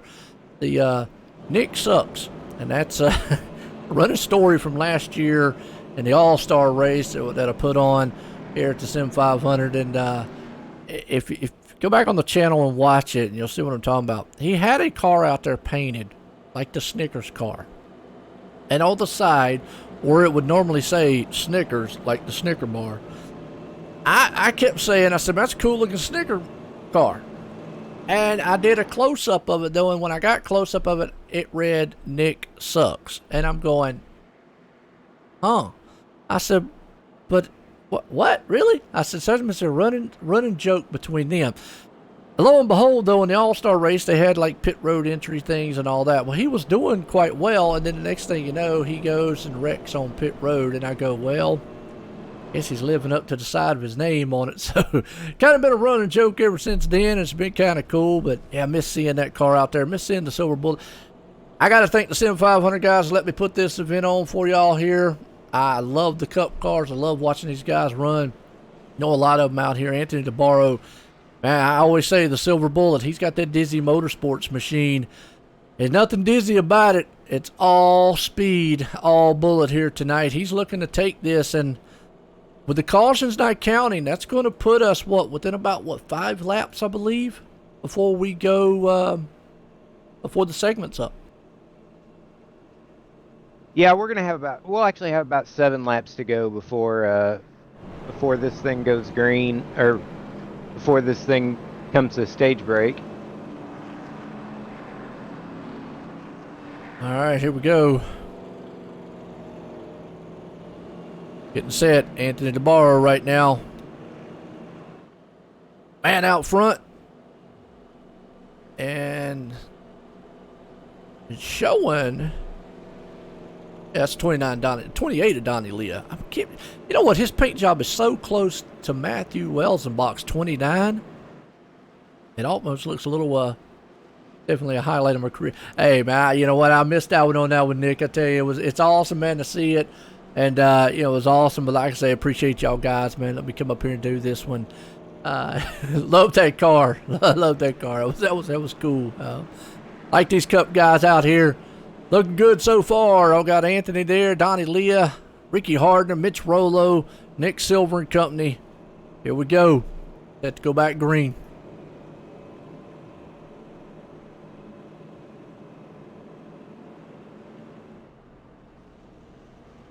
And I tell you, Ricky, he's still got a shot at this thing. Just wait for number 12. Number 12. Where's number 12 at? Who are we looking for number 12? Neil Quick. Okay. Well, see what his car looks like. Got the genuine draft machine out there. He's got a throwback to Rusty Wallace back in the day. Good looking machine. So he's back up there. So Trevor, he's definitely got a shot. I mean, remember, we still got another, DJ, we got still another segment to go here. And we've already seen some action on the track. That's the thing. The next segment's going to be long, though. Yeah, I'm excited. I'm ready to see that 80-lap run. And we get back to talking like the 74 car, it clipped the apron, and I think Bryce was saying Greg Ives clipped the apron. But the people who don't know, this game is so sophisticated. You clip the apron, it changes the whole balance of that race car, and it de-wedges, and you're alone for the ride. And if you don't catch it in time, you're going to spin out like you're on black ice. Absolutely. So when you see that happen, people go like, what in the world? But that's what happens. It's that real that you cannot clip that apron. You're absolutely right. I tell you what, and you talk about that. That just makes the realism play into it here, and upsets the car, like you say. Bumps on the tracks too. Laser scan style tracks are just like new ones. Everything plays in. Now the good thing about the Cup car, I will say, about a lot different than what it used to be. You can save it a lot quicker on slides than what it was before. Used to, well, if that thing got sideways, forget about it. You were gone. Yes, definitely. And you can still clip that apron, but if you do it too much, it's all about that front tire patch on the ground. And, these guys know what I'm talking about. Once you lose that patch, it just totally destroys the balance of the car. Now, like you said, 2 or 3 builds ago, the Cup car was a handful. you would get tight in the center, and you would give it a lot of wheel, a little bit of gas, too much wheel off the corner, you were spinning out. And there ain't no telling how many times I wrecked. Oh, yeah, absolutely. So here we go. Getting set to go back green. We're going to line them up here 2x2 all the way back. Anthony DeBarro and company up front with Donnie Leah, Ricky Harden, Mitch Rollo and company. Nick Silver right there along with them. We go. See if all, like you said, your fan favorite man up there. See if we can pull this thing off. At least come out the top 3. Or maybe pull the win out of here. Ricky does, but Anthony right now is going to control this field with Donnie Leah there sitting in second.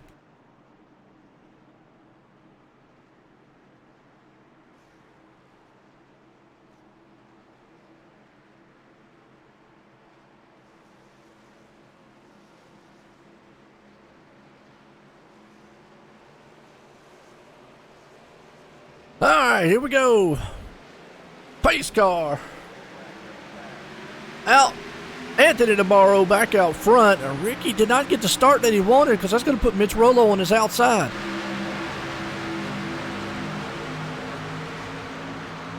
Yeah, and that's where you don't want Mitch on the outside. We've already seen what he can do. Love it right now. Anthony DeBarro right there. Can Donnie Leah do it? But boy, look at Ricky, man. He is coming on strong. He's got a push by Nick Silver. Oh, I think he overdrove the turn. You saw that car get awful tight. Yes, sir. He made the pass on Harden. See what happens.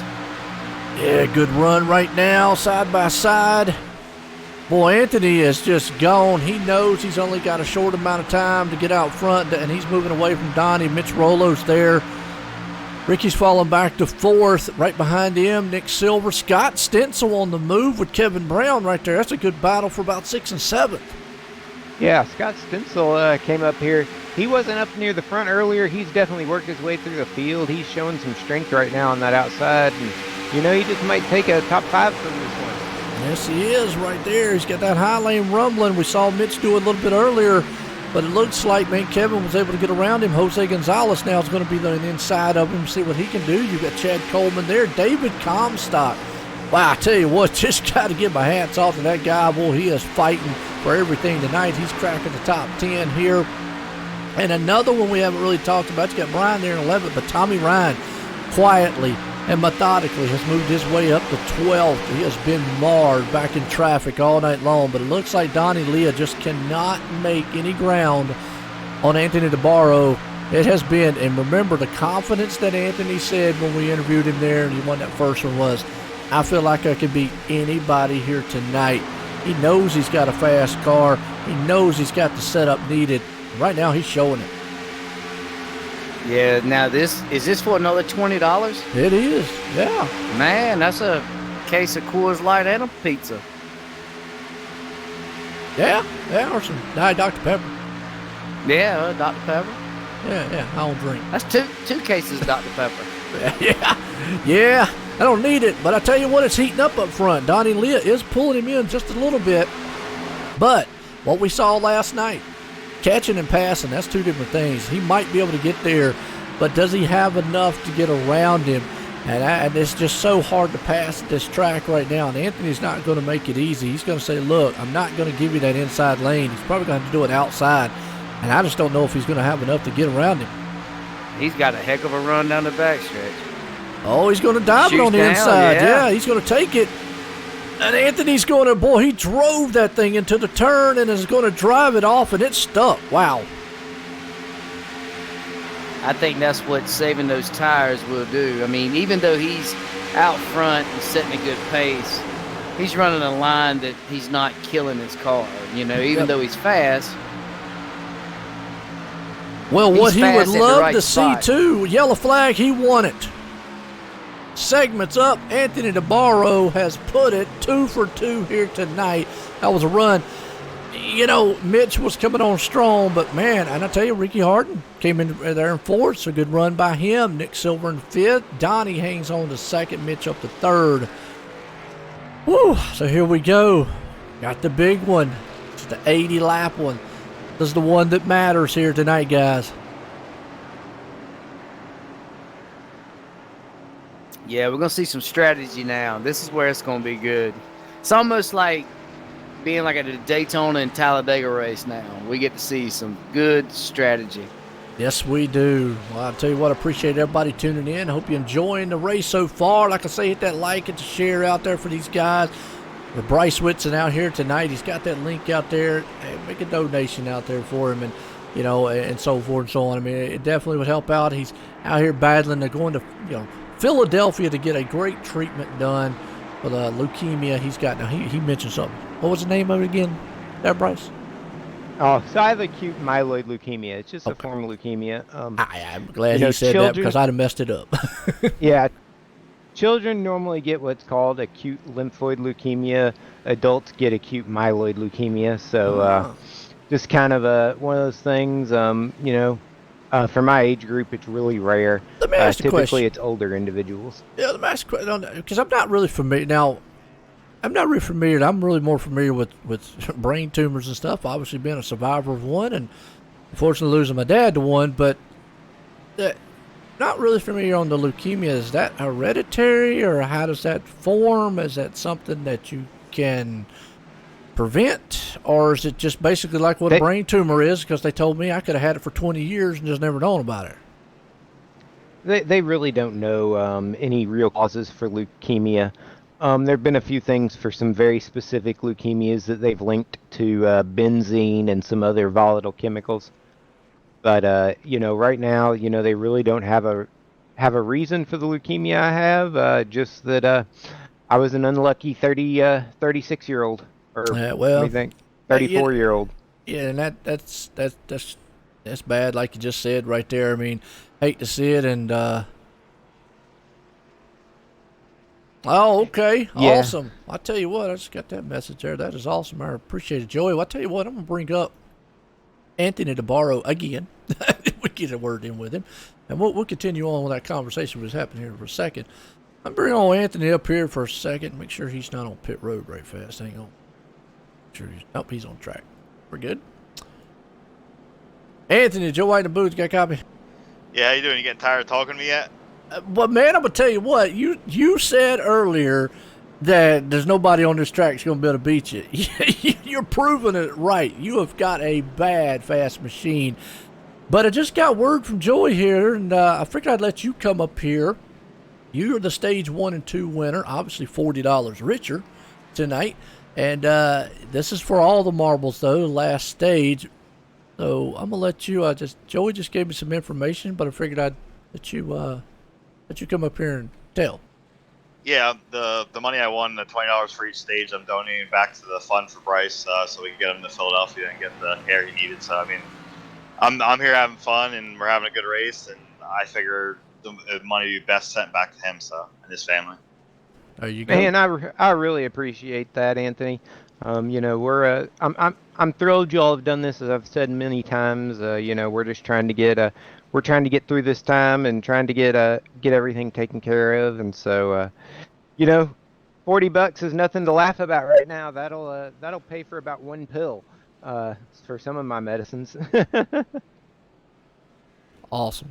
Man, it's good to see.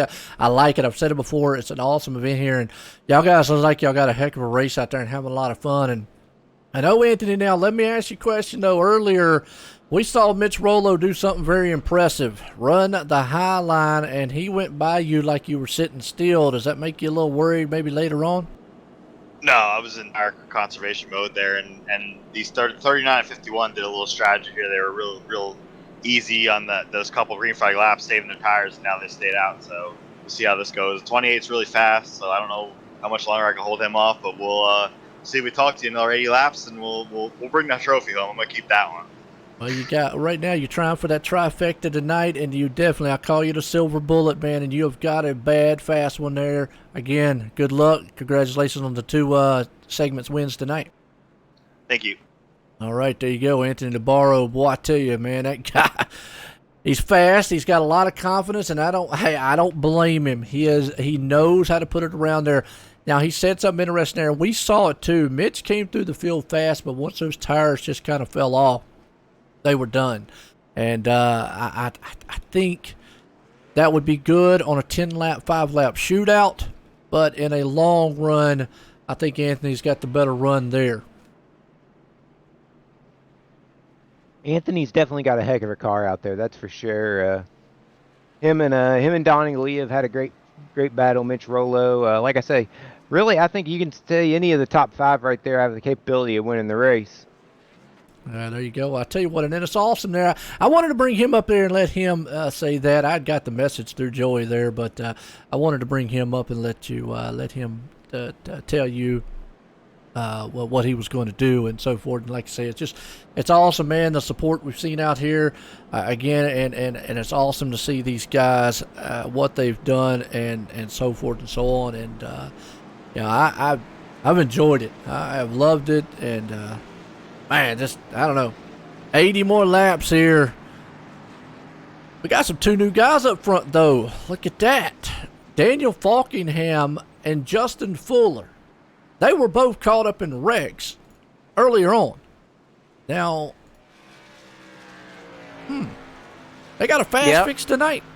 I don't think they got a fast fix. No, but what I'm looking at is I see beats and bangs all over the car, but all the tires are covered. The fenders are looking good. The front's looking good. I don't get it, but it's working. Well, but if you saw the hit that Daniel took earlier, it destroyed that car. Oh, yeah, that'll cut my computer slam off. Yeah, so, hey, either way, we're in a virtual world, so that's cool. It's good to see him up there. This might be interesting because I'm going to tell you, Daniel Falkingham and Justin Fuller are probably about as fast as Anthony DeBarro would be up there. And then you just heard him talk about the 28 of Donnie Leah. He's a little worried there. You don't count out the other guys back there, too. We're getting set to go back green. Let's see. The problem is I think Daniel and Justin's going to be on a little older tires than what Anthony and them are, so we'll have to see how well that holds them off. But nonetheless, green flag flies. Daniel gets a good jump, and you're going to see Donnie's going to have that outside lane. The problem is Justin Fuller's going to hold up Anthony DeBarro, and that's going to let Donnie go to the high side. Yeah, Justin Fuller on those old tires, man, he's just getting pushed hard. Oh, man, I hope Anthony doesn't wreck him. Whoa, buddy, coming off turn 2. 3 wide here going into turn 3. They're spinning in the back, though, but right now Justin Fuller comes in the back. Caution out. I think that saved, unfortunately, Gary B. Whitson involved in that one. Let's go back and watch one more time and see. Oh, he just looped it coming out of the turn. I don't know. The car just came out from under him. And I don't think he got anybody else. Yep, single car wreck, and I don't think he hit the wall or he got that thing stopped before it hit anything. Whew, I tell you, Justin Fuller, you can see those old tires, but I said before, Justin is a very, very aggressive style driver. He has one speed. Problem is Donnie Leah got around Anthony. So now we're going to have to see what this does. And, well, you saw Anthony up there pushing for his life. Yeah, and I've seen Donnie Lee and Justin Fuller kind of definitely run each other very hard. But I would think Falkingham and Fuller was hoping this caution would come out 10 to 15 laps into the run and then be up there. Then track position played out. But we'll have to see.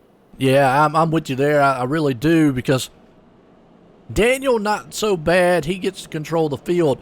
Justin's the one kind of a, lack of a better word, sitting duck, so to speak. He's right there. He's going to have Donnie and Anthony, and you already seeing Anthony's going, look, I've got Donnie Leah here breathing down my neck. I can't just sit around and wait. And you saw it. He was pushing Justin for everything and then took it 3 wide right before the caution came out. Don't want to wreck, though. I mean, that definitely is something you just don't want to give up. But Anthony, he's showing. He's got a bad, fast machine. Oh, yeah. And, we really had to give a hats off to Joey Gattina because he keeps all these personalities at bay week to week to week. And I don't know how he does it. I don't either. I'm with you. I would fire everybody.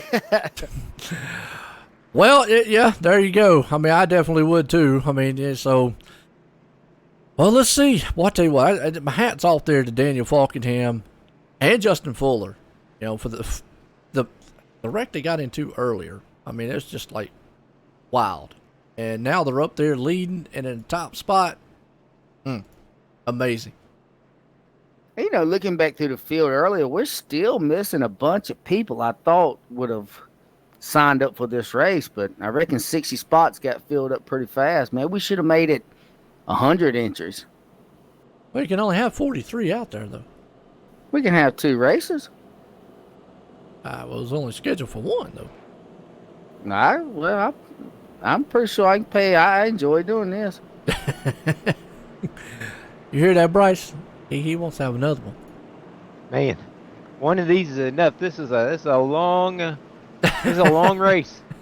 Well, I tell you, I did a Coca-Cola. I do the Pacific Major Sportsman Series, and they do them once a month. They have a series. They have 14 races in a year, and what they do is they do full-length races. We did the Coca-Cola 600 a couple weeks ago. 4 hours, over 4 hours. That race was. We did the whole 400 laps. We did the whole 400 laps of Charlotte. It was fun. Don't get me wrong. Which I've also done a 24-hour race, too. We did 12 hours of a 24-hour race, so I'm used to long broadcasts, so to speak. Well, being a member of the Unacceptable Racing League, they always run that Daytona 24. So all these guys get pumped up in February to run it, and I never even tried. I'm not getting up at 3 o'clock in the morning to race, nothing. Well, it was interesting when we did that. We did the first 6 hours and the last 6 hours, and a lot of those drivers in a race like that, they had 4 or 5 different drivers. Now, a couple of them only had three on a team, and they were taking like 3 and 4 hour stints or something like that. It was interesting to talk to the different guys who weren't in the car at the time, and that was a different experience there. But as far as NASCAR goes, I've done so far this year. We've done the full Daytona 500, 2.5 hours of Daytona. We've done the full Coca-Cola 600, the Indianapolis 500. We've done another road race. Forgot which one that one was. We've still got several more to go. We've got some Le Mans races, Spa races. We've got the Knoxville Nationals we're going to do. We did one at Rockingham, so it's interesting, and I enjoy it. Like I say, you just got to love it. Love this racing here tonight. Good calls, too, like you say, been here for Bryce. And, you put the link out there. Obviously, National Marrow Donor Program. There's a link out there for that. Definitely check that out. And then the donation link out there for himself so that, him and his wife are going to Philadelphia for a new trial to help, man, kick this leukemia once and for all for him. Or at least put that stuff in remission, enough to where, hey, look, we won't Bryce around till he's like Betty White's age, 190. Hey, I'd take that, man. But really with all these leukemia treatments, we're just hoping for the best. And right now, what's going on in Philadelphia is the best thing that we have available to us. So that's what we're going to shoot for.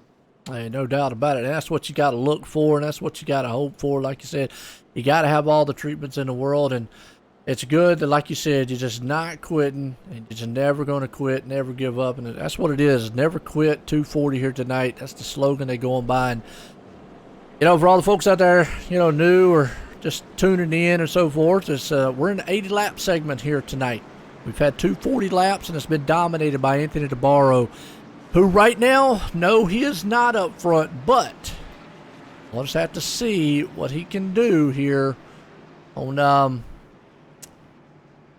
let's see how he does on this restart. Can he get around Justin Fuller or Daniel Falkenham? It'll be interesting. Very. Now, I got a little saying for this race, too. Everybody's watching this broadcast. Don't hesitate. Donate. There you go. I like it. Hey, that's a good one. Like that. That's cool. Like that. That's awesome. That's a good one. We'll put that All out right, there. so we got Daniel Falkenham and Justin Fuller on old tires. Justin got a bad restart there that last time. We got Donnie Lee and Anthony DeBarro in the second row. Anthony now is on that outside, and he's been really strong, so he's not going to have Justin in front of him to hold him up. So they're going into 3. Let's see what happens as they come around and take the green. Yeah, absolutely. So let's see what we got as we're getting set to go back. Green flag here tonight, Charlotte Motor Speedway. Sit back, relax, get your refreshments here. See what we've got. Boy, it was interesting to see those pace cars in. Daniel's going to drop the hammer. Don't want to spin those tires. Actually, Justin Fuller now. Not to worry about it. Now Anthony's got a good spot because he's going to be on the outside of Justin, and I think it's just going to be just short work for him being on the outside. He's going to utilize those new tires and go around. I say that. Justin fights back on the inside.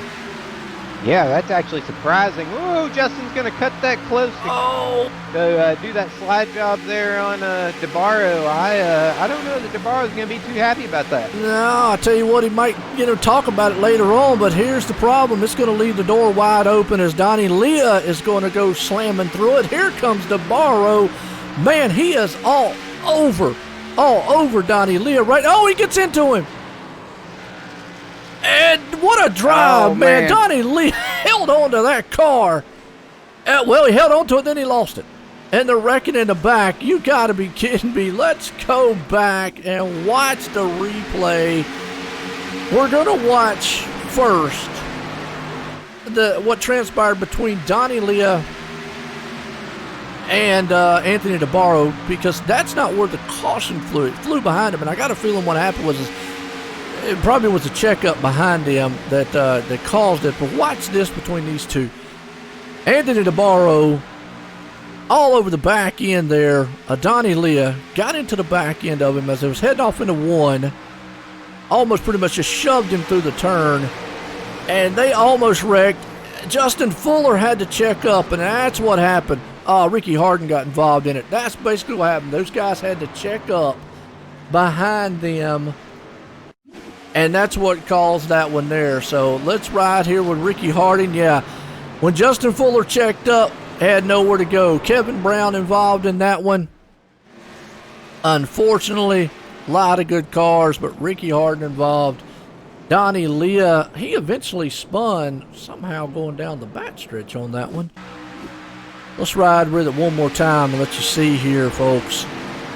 Basically, like I say, Justin Fuller, he had to whoa up in front of what was going on with Anthony. And it's just an accordion effect from there, guys, as we're watching this replay again. But, man, I hate that. I told you, Bryce, you jinxed him, man.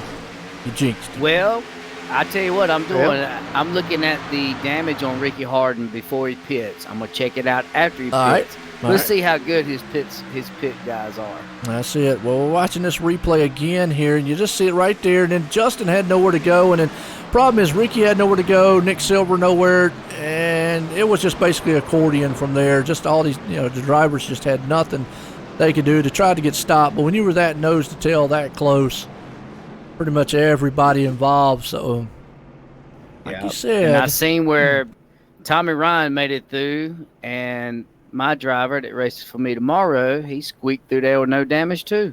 Yeah, Brian Fowler. Let's see if old Ricky Harden, like you said, he's still on pit road, getting some damage taken care of. And he doesn't look too bad, so maybe if he can get back out there on the lead lap, he might still have a shot here. Yeah, it's that left front that I'm worried about because the tire is sticking out past the fender. So, they just popped the fender out. Look at there.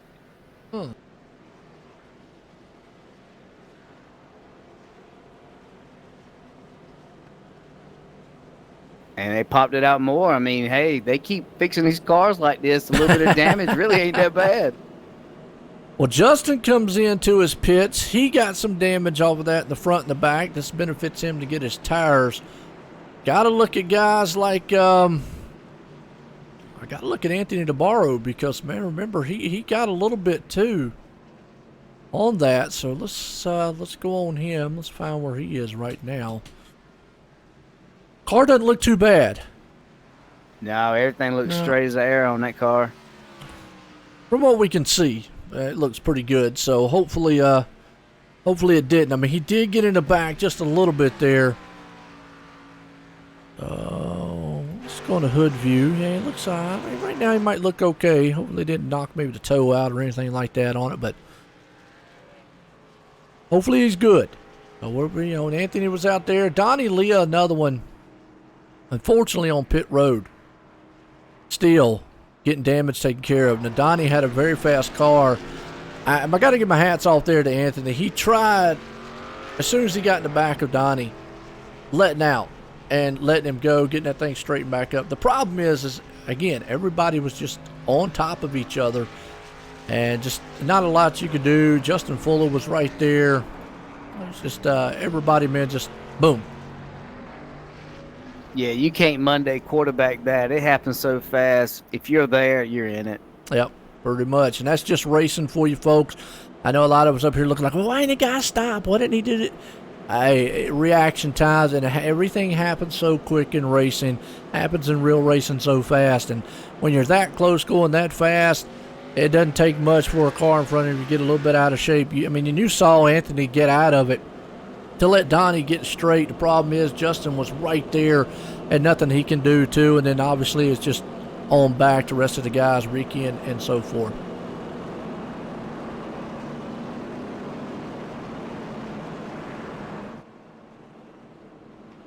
All right.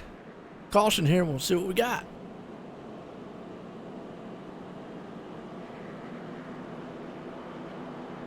Well, who's your favorite now, Bryce? It's a different it's a different beast now. I kind of got Go ahead. like maybe Donnie Leah now. I mean, Donnie has finished second in both of those segments, I think. So he's the best. He's good out there. He's been really good. He's still got Daniel Falkenham out front. You got Jose Gonzalez. And look who's sitting up there. David Comstock. I don't want to talk too much because I don't want to jinx him. He's definitely still got Mitch Rollo and Scott Stencil and a lot of other great guys. But David Comstock, go back to, you remember the beginning of the race. We didn't even get lap 1. He got spun. He wasn't even supposed to be here tonight. He got in the race basically because another driver unfortunately could not make it. So he was able to take that spot, David Comstock was, because he had commitments in work and real life stuff, and we understand that last night, so he couldn't make the qualifying run. Well, he got into the race, but on we didn't even make lap 1, he got spun. But then later on in the race, in the first segment, he got caught up in another wreck. Look at this. He's up there in third place. Talk about just, wow. A man is on a mission. Yeah, and he's clean also. His car looks good. So, yeah, Comstock is he's going to be one to watch.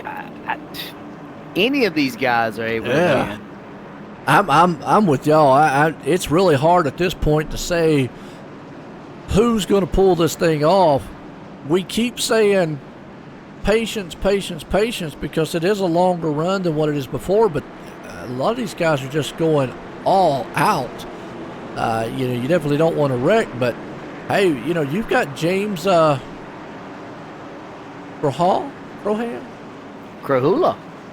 Okay, Crahula. My bad. All right. James Crahula up in 7th. You got Byron Fallen there in 8th. Brandon Keys 9th. Richard Beasley in 10th. Who Richard Beasley earlier on caught in a wreck himself. I mean, it's Don't anybody. forget Yazik. Ryan Yazik, sitting in 6th. Ryan Yazik too. But I tell you what. But here we go. Pace cars in, and a couple cars didn't get going on the restart there. They went really slow, but what Daniel Falkenham did. Yeah, Daniel pulled out there a nice 3 or 4 car lead over the number 42, David Comstock. We'll have to see. We'll have to see how this thing continues on. Daniel's still on those older tires from the segment break. He is, and definitely been able to utilize them. Now, the cautions will help him a lot. I tell you what, though, look at the guy that's going to probably waste no time trying to come through the field, Mitch Rollo. We saw him do it earlier. He's diving on the inside, but here comes David Comstock. He's pushing up to the back end there. Daniel Falkenham to try to take the lead away from him. Mitch is on the inside coming up to 3rd. Mitch would love for those guys to get side by side. Maybe he can pull it in. Here we go. Battle up front, though, 1 and 2. Yeah, buddy. David Comstock just bore up Daniel Falkenham. He's so much faster. Those new tires are definitely showing, even though they were only about 4 or 5 laps on him from that last stage. So, this is definitely showing that 4 tires is the way to go, and pretty much you can't risk not taking them.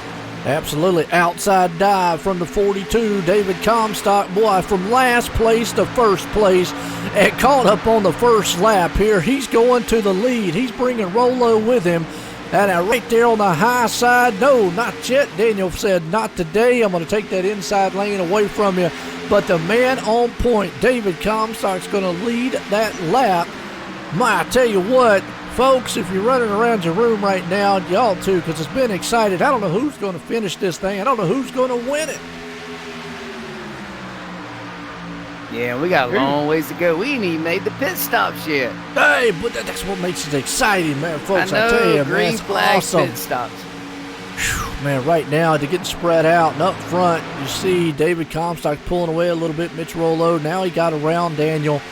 You can see Scott Stenzel's the man up there going to work over Daniel for the third place spot.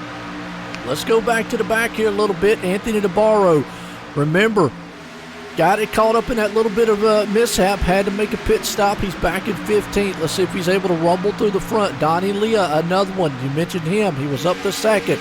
He's right there along with him, coming through the field. He's up in 17th. So those two guys are fast. Here's where, though, patience will pay off. You know you got a fast machine. You can overdrive that very easily and get yourself in trouble. You've got a lot of time, though, to get to the front. No need to make it all up in one lap. That is true, and that's going to be the biggest thing for somebody like Mitch Rolo is, just trying to push too hard. Yeah, right now, good run, man, by these guys up front here. What's up, Vincent? How you doing?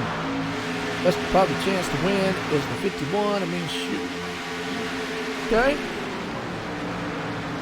Buckingham is basically gone. Well, right. I don't know about all that comment, but hey, he's definitely showing the way that he's got an outstanding yellow out. Oh, Jose Gonzalez. Let's see what happened to Jose here. Oh, he got turned. Bryce Whitson just got unfortunate in the back just a little bit. Had to check up and just nowhere to go, man. Oh, unfortunate. Looks like Jose's tires was going away a little bit there, and Bryce just had to check up a little bit, just got in the back, and just like I said earlier, it don't take much to send one of these machines around. Yeah, Gary just got a little bit in the back of the 71 there, or the 11 of Jose Gonzalez, and he went right around, and Jose just said that in chat that he thinks he blew up, so that's unfortunate. Yeah, that's probably, I hate that, man, on his end. So, hey, either way, I tell you what, been a good one so far. Daniel, David Comstock, right there, Mitch Rolo, and Daniel Falkenham. I tell you, if you'd have told me at the beginning of the race that David Comstock would be leading this thing in the last segment, I'd have went, really? I wouldn't have seen it. It's been crazy. You'd have believed I'd have believed it all day. It's easier to say that up here. Come on. And caught the wreck twice. That's what I'm saying. That's true, too. Yeah. So how many people are going to take two here? You know what? That's something we have not brought up. Obviously, Daniel Falkenham is probably going to take 4 because he has not done a pit stop. So but you bring that up, and that is a good point. I got a feeling if these cautions playing out the way they are, we still, these guys can't make it the whole entire distance, okay? They're going to have to make another pit stop. If it goes green from this point on, all right, let's just throw the cautions out the window. If it goes green from this point on, I don't know if we would see a two-tire stop. Excuse me, I got choked up there, man. I was too excited. But it depends on, let's say there's a caution in the next 20 or 25 laps. You come in, you get 4 tires, or you put 2 on, and then there's another caution right after that.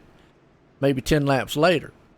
I don't know. It's there's a lot of scenarios that could play out. Oh, yeah. With it already being a very tight, deal on this track, what do you think 2 tires would do, Bryce? Oh, man, iRacing is known for 2 tires loosening the car up quite a bit. I was talking to some of the drivers earlier, and coming off of 2 especially, and with the entrance to 1, they were having trouble with it being a little loose. So, I don't know that 2 tires would be the answer right here. You might get away with it, but it's sure not something I'd want to try. Yeah. Now, what would he do? You think would like open up the stagger more, or? No, I mean 2 tires is just going to put new tires on that right side, and so the right rear tire is just going to have more pull, and when the right rear tire has more pull, it's going to pull you right around. Yep. Yeah, that's the biggest thing. You're usually a lot tight, man, as the run goes on at this track. That loose in, tight off style feeling. And like you said, 2 tires definitely loosen it up. You got to look at that fuel. You talked about that earlier, too. I mean, they're on a fixed setup. It would be a whole different ball game if these were open style setups and these guys were able to do, their own style tune to it. But, there's nothing they can really do. Maybe tire stuff, here and there.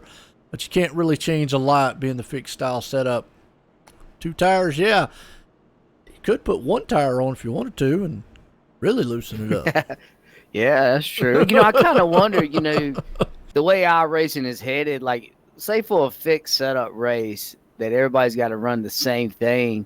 Mm-hmm. I wonder if they opened it up to where you could do a little bit of a wedge and a little bit of air pressure, but not go too drastic on it. And wonder how that would play out to people that was, wanting to change. Here would be your only issue, and if you've ever messed around with the setups here on iRacing, and the thing about iRacing setups, and I don't get too much dabbled into them, okay, so I'm not probably the best to ask. You probably have to go to some of the pro drivers or some of the guys who set those things up.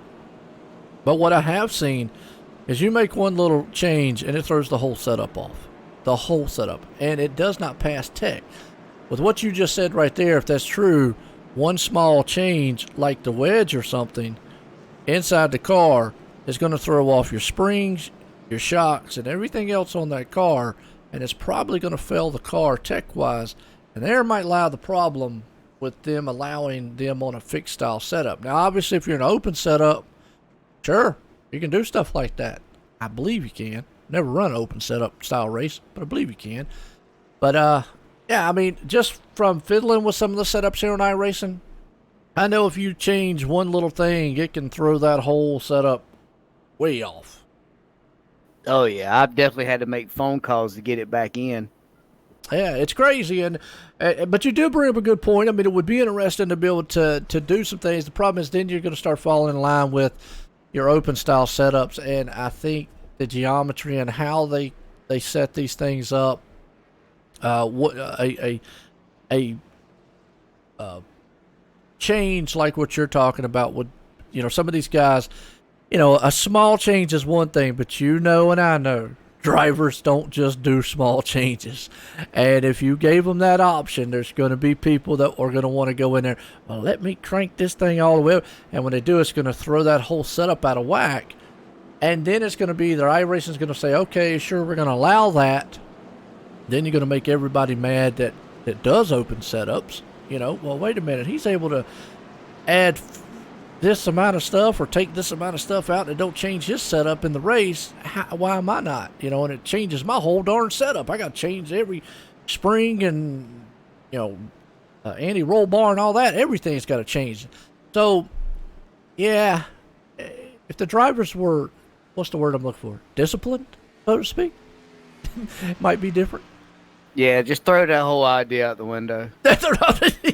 It's a good idea, though, man. And throw but it it's out. a good one. But you are right. It is a good one, and it would make it interesting, definitely. To do, and that brings to more realism here. I mean, it really does. I like the fixed setup stuff because I think it puts it more into the driver's hands. But hey, open setups definitely are the way to go. I wish they had. Me personally, before we go, I wish they had a pro series that was nothing but the fixed setups. I would really like to see that, and then go there. But just me. But either way, so here we go, going back green, and look at this, boy. Got David Comstock and old Daniel Falkenham up front. Pace cars in, green flag flies. And who's that in the buddy, 9 machine? The 9 of Brandon Key.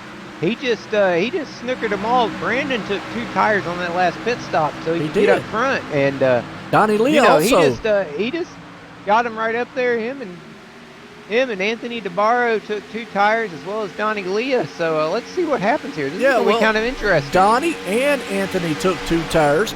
So we're going to see how well it pays off now. It's going to pay off huge dividends for Anthony as he goes and takes the lead.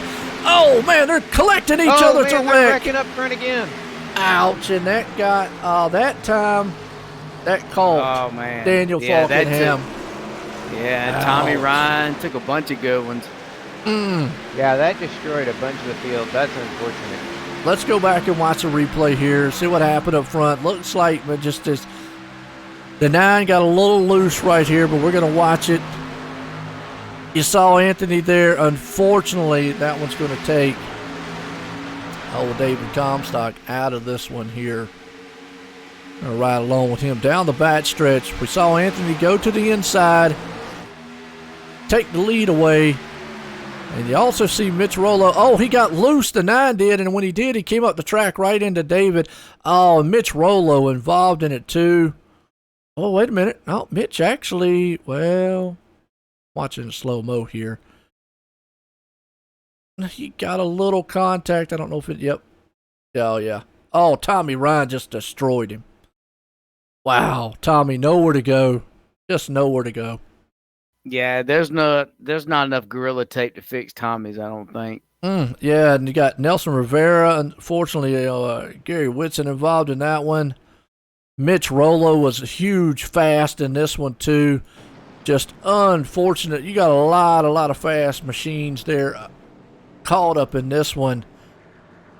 Wow, the 9 just got loose. Wrong place, wrong time right there. And it just came out from under him, and those guys had nowhere to go. And you know what? I'm gonna say it. I jinxed David. I jinxed him. You did. I gave him the broadcast jinx. I was up here talking about him too much. Well, there's 2 tires out front pushing with 4 tires pushing him. Those 2 tires, like Bryce said, hey, right side's are gripping, left side's are slipping. You might go to sliding. And he was. Now, you've got Anthony still on 2, Donnie Lee on 2, Daniel sitting on 4. Everybody else behind him on 4 except for Chad Coleman. He took 2. Thomas O'Leary took 2. Lewis, way back in the back, took 2. Looks like he did on that one. So, well, let's see what Anthony can do at this point on the 2-tire stop. He's been fast. Daniel's been very quick. What do you guys think? I think the 2 tires on Brandon's car, he was just put in a bad situation off 4, giving it a lot of wheel. It's just them 2 tires didn't pan off for him, but as long as you don't put yourself in a bad situation with those 2 tires, and maybe it'll equalize to the 4 in about 5 to 8 laps, and you'll be on an even playing field. What you think, Bryce? I was really impressed at how Donnie Leah was able to handle those 2 tires. So I was really impressed by that. So I like Donnie. Hey, Donnie, all right. Well, Anthony got 2. He said Donnie's got 2. Let's see what Daniel can do up there. Scott Stencil and don't count out a lot of them guys. You got James up there and O'Brien right there along with him. Richard Beasley, he was caught in the wreck early. And Joey Katina, too. I got to give hats off to old Joey. He was caught up. Yeah, he was caught up in a wreck earlier there. Thomas O'Leary. So, it's kind of fitting there, Bryce. We talk about the race tonight, Never Quit 240. A lot of these drivers tonight, they've never quit and have kept just trucking. Some of them have had some up and downs. But look at them. They're going to crack the top 10 here, and they got a shot maybe to pull this thing off and win it. Yeah, that's for sure. I tell you what, I'm really surprised that we still got 30 cars out there on the lead lap. I'm sure that's going to change here shortly after we get back to green. So hopefully we'll see how many people are still out there after this thing goes back green. Absolutely. So here we go. Set to go back green here at Charlotte for the Never Quit 240. Appreciate everybody tuning in. The first 2 segments of it here tonight was put and won by the man out front, Anthony DeBarro. He won, he put segment 1 at lap 40. And at lap 80, he got segment 2 there. He's looking for the main one here, too, making the trifecta here. So can he hang on to it? Going to be interesting to see if he can.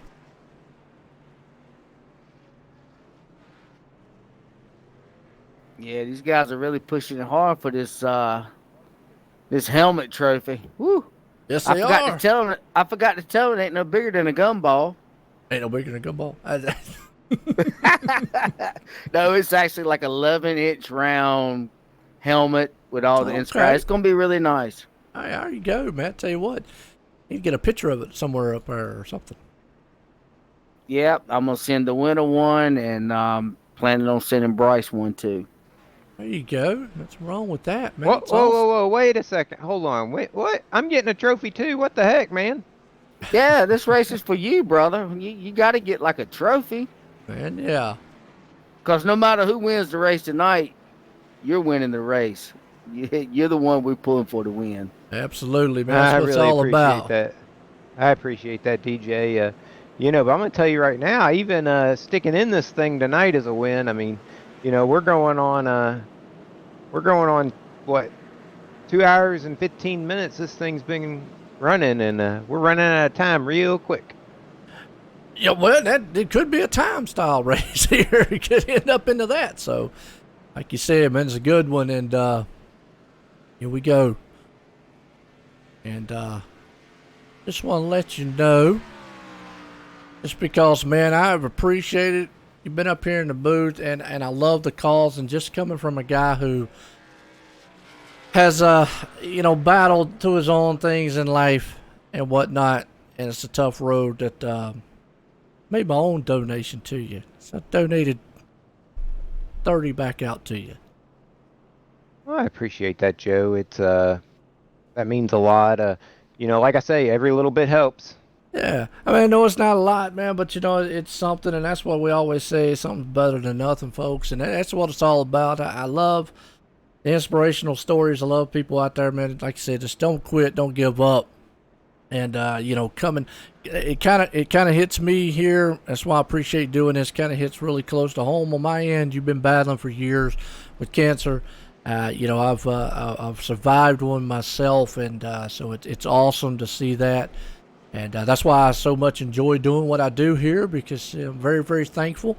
I know you are, and it's hopefully, man, this trial, man, definitely pays off for you, man. I hope it really, really is. It gets the results you want. Well, here we go, back to green again. Anthony DeBarro is going to snooker him again on this restart and pull out to a nice lead on Daniel Faulkner there, and he's got Donnie Leah there finishing up third, so we'll see what's happening. Yes, it is. Well, Anthony has been fast all night long. Donnie Leah has been there along with him. Here we go. See what we got. Daniel Faulkingham right there. Who's it going to be? Is it going to be Anthony? Is it going to be Daniel? Is it going to be Donnie? These guys, man, are lining it up side by side, getting this thing done here tonight. Lights off on the pace car. Okay, now a lot of them other drivers in the back there, though. You get Scott Stencil and all those guys. They're there, too. And anybody, man, still can pull this thing off. Pace car's pulling them around. Yeah, right now we've got the guys up front. I think they finally realized they got to calm down a little bit. And, now they're running 1, 2, 3, 4 single file. We can't keep having cautions like we were having. Well, and you know what? And it's the mentality of racers. They got to get out here. They're hyped up. They're ready to go, ready to race and see what we got. But pace car's in, and boy, I tell you what, Anthony, he gets a good jump. Daniel right there along with it. Let's see if those two tires can hold up. I mean, let's see if Daniel's going to be able to run up. Well, I tell you what, Donnie Leah, he's got that car, man, on the back end of Daniel Faulkingham right now.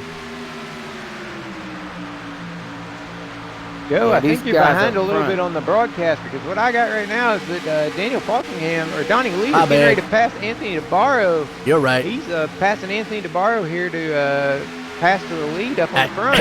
Yeah, when I went on the replay earlier, I forgot to go back live. My bad, folks. I'm sorry. I got caught up talking. And Donnie Lee cut off Anthony DeBarro, and they're wrecking again. And Daniel's around. Donnie's around. Donnie's in the wall. Daniel's in the wall. We saw that one live, but let's go back and watch it one more time. Wow. Oh, Donnie, man, just got way up the track, and then Daniel Falkenham nowhere to go.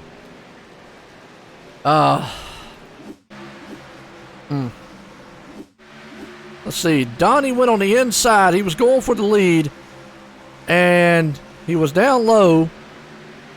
Caught the apron, and the car just looked like it just was bobbling this a little bit. And that's the two-tire deal.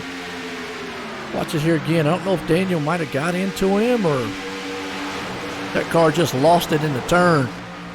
It looked like to me Anthony might have like turned in the corner a little earlier than Donnie Leo was thinking. And it oh, yeah. Saw it right there. Anthony, man, right there. And unfortunately, Donnie, Leah all tore up. It's going to end this night. Ouch. And Daniel Falkenham also. Wow. You're right. Yeah, sorry about that. When I went to the replay, when I go to replay, it goes to replay, and I forgot to hit the live button back, so I was kind of a little bit behind. I appreciate y'all letting me know that. I feel like a dummy. Oh, yeah. It happens, Joe. I was just kind of confused when you were talking about the restart, and I'm like, what are you talking about? They restarted 2 laps ago. Yeah, I'm sitting here, man. You know, huh? As long as you're having a good time, that's all that matters. Hey, man, I'm having a blast. I tell you what, it's been an awesome race so far. And Anthony on pit road. Not sure why. He's not getting tires. You got a penalty? He could have motor damage. Now, I don't know, and only Joey Katina could answer this or somebody in the league.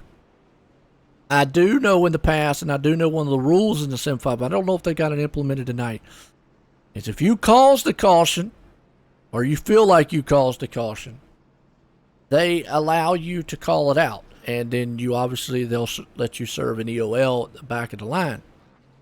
If you don't call it out, and again, they could have changed all this, but if you don't call it out, then they'll go back to the end of the race and they'll review it and they'll go from there. But maybe that's it, because he didn't change tires going in. I don't know if, because obviously he looked like he cut down. I'm not going to say whether it's his fault or not. I always say 2 drivers just going for the same real estate, and unfortunately one of them don't end up too well for him. But we are seeing him at the longest line. We are seeing him in the back. Going to have his work cut out for him to come to the front now. Anthony does.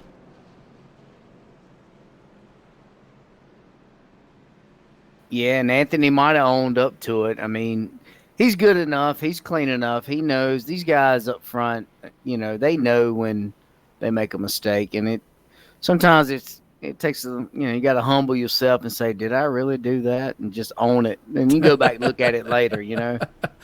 Well, and I've been in that myself, time and time again. You get put in that situation, and it's a tough one. So, either way, that's going to put Scott Stencil out front. Yeah. So. Yeah. And Brian Yazek Yakin, second. Yazek, yeah, Brian Yazek. And Michael Krobach sitting in third. And yeah, Matthew Wells. He's had an wow. eventful race, too, man. He looks clean. Look at him. And another one there, Matthew Welzenbach. Well, he was caught up in a wreck earlier. And Shannon Wood. Well, I'll tell you what, folks, I don't know. Just hang on. It's anybody's race now. Yeah, it's a whole different cast of characters up here. And you got Brian Fallon, the guy's going to be driving for me tomorrow in real life. He's all clean sitting there. Yeah, and Brian. you got Joey, Joey the Goat Gatina right behind him. He might not like that nickname, the Goat, but they just kind of come out and flowed, you know. The Goat. I hear you. I tell you guys, I'd really like to see Brian Yazek or Michael Krobach win this one. Brian and Michael used to be teammates with Gary and I on Whitson Motorsports. And, okay. To have one of them win it would be really awesome. Well, he's got a good they're shot. Fast. Got a good shot, and he's in a good place right now, too. Got all the fenders and tires on that thing, so he's looking clean. I don't know. At this point, I I don't know who to say was going to pull this thing off. It has been a wild one so far.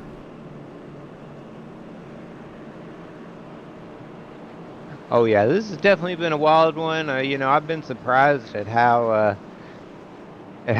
just really there's no give and take out there tonight. I really thought people would give and take a little more than what they have, and you know, we're going to be running up against a time limit here. You know, by my calculations, we're only showing that we're going to have about maybe 2 minutes left on the clock at the end of this race. So if they don't straighten up, they're not going to make it. How much time did it do? 3 hours?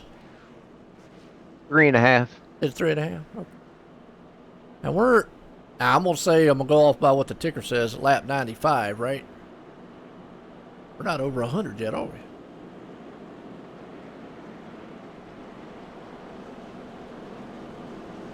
No, we're not over the 100 mark, are we? Now I hear Greg talking about donating money per lap. Is that $1 a lap for under caution?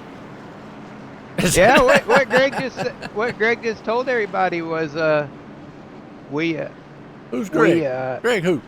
Greg Ives, crew chief of the 88, just said that he was going to donate $1 for every lap he ran out here, and right now we're about 116 laps under caution and 66 laps to go. So I'm seeing a good $182 there. Let's all right, guys. Yeah, keep wrecking. Keep wrecking. Yeah, brother. It's good to have him out here. Yeah, man. That's awesome. I like that. Yeah, keep wrecking. Yeah, let's keep banking it up. Hashtag wreck more. There we go. Oh, I'll man, tell you what, it's guys, awesome. As much as I'd love to pump that up some more, I'd rather just get through this thing. Let's be honest. Bryce is over here going, look, I'm not used to these long races. Joe, you might like them, but come on now. It's crazy. Yeah, well, what this does, it keeps me from playing online golf, and I'm terrible, so... Well, the only thing it keeps me from is Call of Duty, but hey, that's... Yeah, I play Call of Duty. I'm still going to do that anyways after I'm done here, so it doesn't matter either way. All right, guys, we're going back to green here. Green. There we go. And the number 5 right there got him a heck of a jump. Scott Stencil got him a heck of a jump there on Brian Yazik and Michael Krobach in second and third. Let's see if Brian and Michael, they're teammates with HPP Simulation. Let's see if they'll play nice together. Yeah, it looks like Brian's going to pull in right there behind Michael and see what they can do together. They are. Right behind him, a good one there. Joey Katina pulls it up in a 5th place spot. Jake Mustoe, I hope I said that right. It's up in the 6th place spot. Kevin Brown, contact a little bit up there between them.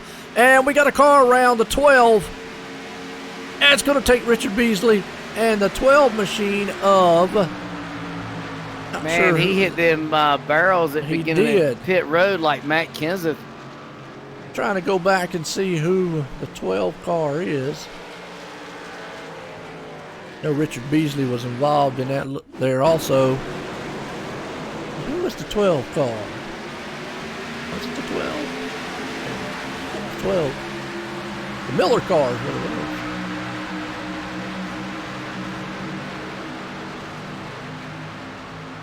Trying to find it. Well, just making you some more money, Bryce. Get in line. Ain't gonna be rich for so with. You're telling me. Nothing wrong with that, man. It's for good calls. I love it. That's what it's all about. Watching this replay right here, you had a 12 machine, and I'm not sure who that is, but boy, Richard Beasley just pushed him into the wall, and then you saw him go flying. Who in the world is in the 12 car? He just he lost it all of a sudden. Who is the 12 car, though? Almost like he hit oil. I don't know that'll happen, but I don't know what happened. Who's the 12 showing on y'all side? Because for some reason...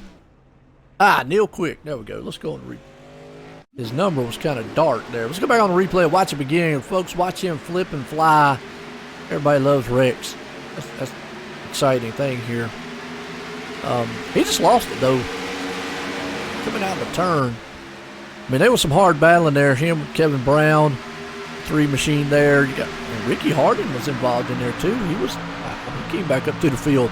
He was involved in that wreck earlier on, but watch this replay one more time, see what happened. Ricky goes to the inside. They're about 3 wide, and he just loses it.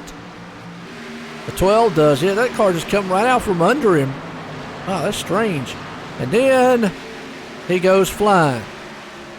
Boom. And his car's flipped over.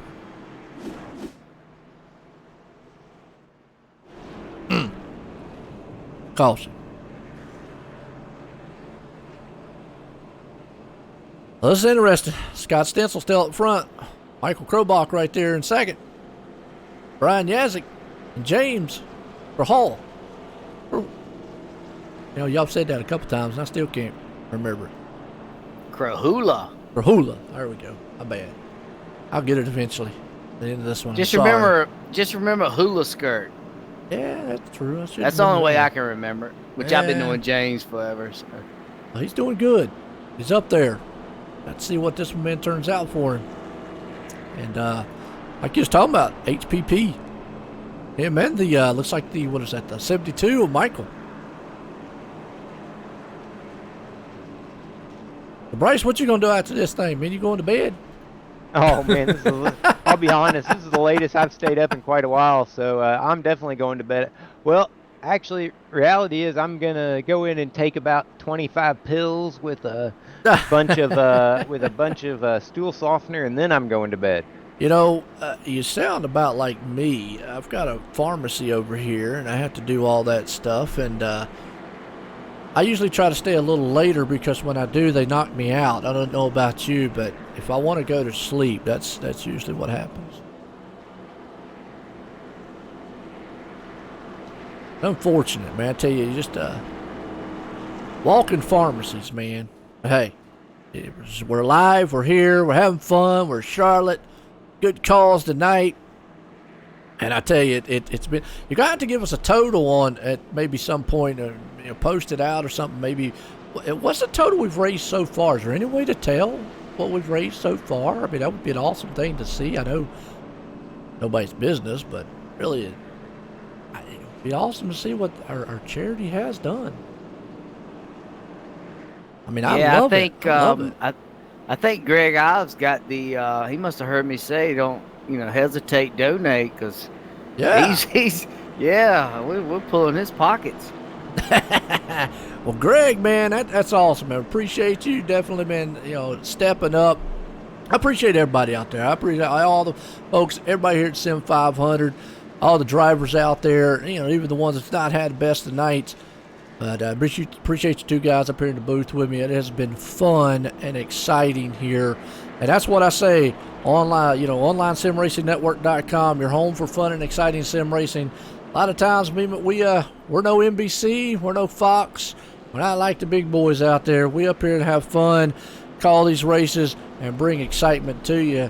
And that's just what it's all about. And it's been a good one here for a good cause. Scott Stencil, the man up front. He's having fun because he's leading this thing. Oh, yeah, Scott's doing a great job. And, we got Michael Krobach up there and Brian Yazik. So, got a couple of good friends up there. Scott, I don't really know, but he's a fellow NASCAR racer, so I got to love that. And, we've still got James Krahula as well. He's a good friend of mine as well. So, I got a friend up there that could still win this thing, and that'd be awesome. Yeah, no doubt about it. Here we go. Guys, man, up front, looking good. Well, now, Bryce, what if James Krahula wins racing in that unicorn outfit? I already asked James if I could borrow the horn off of that, and he said no. But what do you mean unicorn outfit? What's he got? Oh yeah, if you go check out James Krahula's Facebook page, he's wearing a full unicorn uniform for this entire race, man. The whole thing. It's got a big horn on his head and everything. I told James I'd like to borrow the horn off of that, but he said he didn't know if he'd get it back in good shape or not. Good grief. Oh. I'll tell you what, that is cool right there. Well, set to line them back up here tonight. Well, I want to hear maybe out in the chat out there. DJ, Bryce, myself, we've picked some guys and we've jinxed some guys and we've seen some wrecking of some guys. Who's y'all's favorite drivers out there? Who y'all pulling for? Maybe somebody that you not familiar with. You want us to try to look at out here on the track? Let us know who you got out there. Who you might think could sneak up here and still win this thing. Oh, me. I'm going to take my driver tomorrow in real life. I'm going to have to take him. Now you just jinxed him again, man. Well, I jinx him on Saturdays anyway. So, he works his butt off in the trailer doing tires. I'm out there working on the cart. So, most of the time, if something goes wrong, it's my fault anyway. So, if he messes up tonight, it's his fault. I hear you. What's up, Mitch, man? Hate to see that out there. You definitely had a fast machine, yeah. Go ahead, Bryce. If I was taking somebody right now, I think I'd either take that 55 of Yazik or that 72 of Krobach. I know they definitely push hard. I taught them a lot while they were racing with Whitson Motorsports, so they know the ropes. They know how to win these things. So I want to see what they can do. Well, I'm gonna pick the winner. Whoever finishes first. There you go. There you go. Can't lose that way, can you? I'm gonna tell you, because like I said in the past, doing this for so long, I've done it in the past. I always jinx somebody, but here we go. We'll see if old Scott Stitzel can hang on up front. Pace car's in. Green flag's about to fly, and Michael gets a good jump, but so does Scott. I'll tell you what, man. Scott got a heck of a jump out of that. Michael was a little late getting to the gas.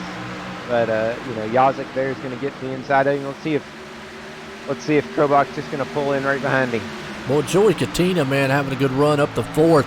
He's looking to the inside of Michael right there to try it. You got Kevin Brown, though, too, right behind them. And fifth behind there, you've got Brian Fallen and James in the mix, too. Brian goes up the track, almost gets into the side of James. Yeah, he missed just that a little corner. bit. Whew, yeah, he got tight right there. Good thing he caught it, though, because he had to chase that car. Oh, and caution out. Sounds like we had a wreck off before. I saw the 9 of Brandon Key sitting in the Richard infield. Beasley. So, Richard Beasley's saying went off the track, but let's see if he was actually the cause of it or if it actually was someone else.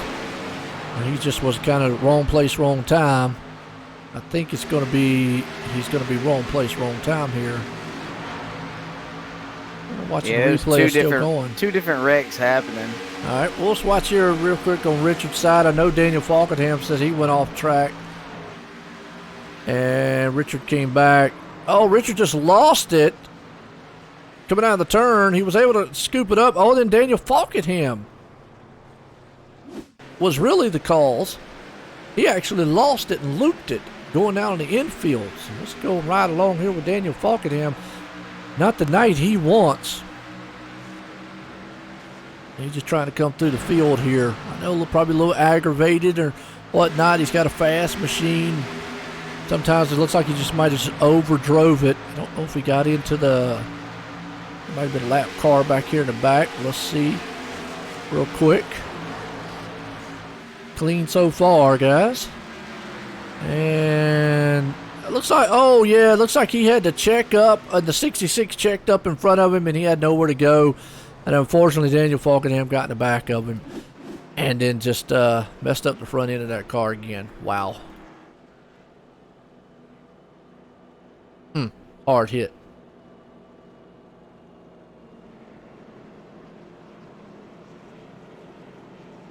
All right. Well, this is able, as a driver, you're able to sit back and kind of be calm, cool right now and think about it. What are you thinking about as a driver at this moment? What's going through your mind? So what do I got to do?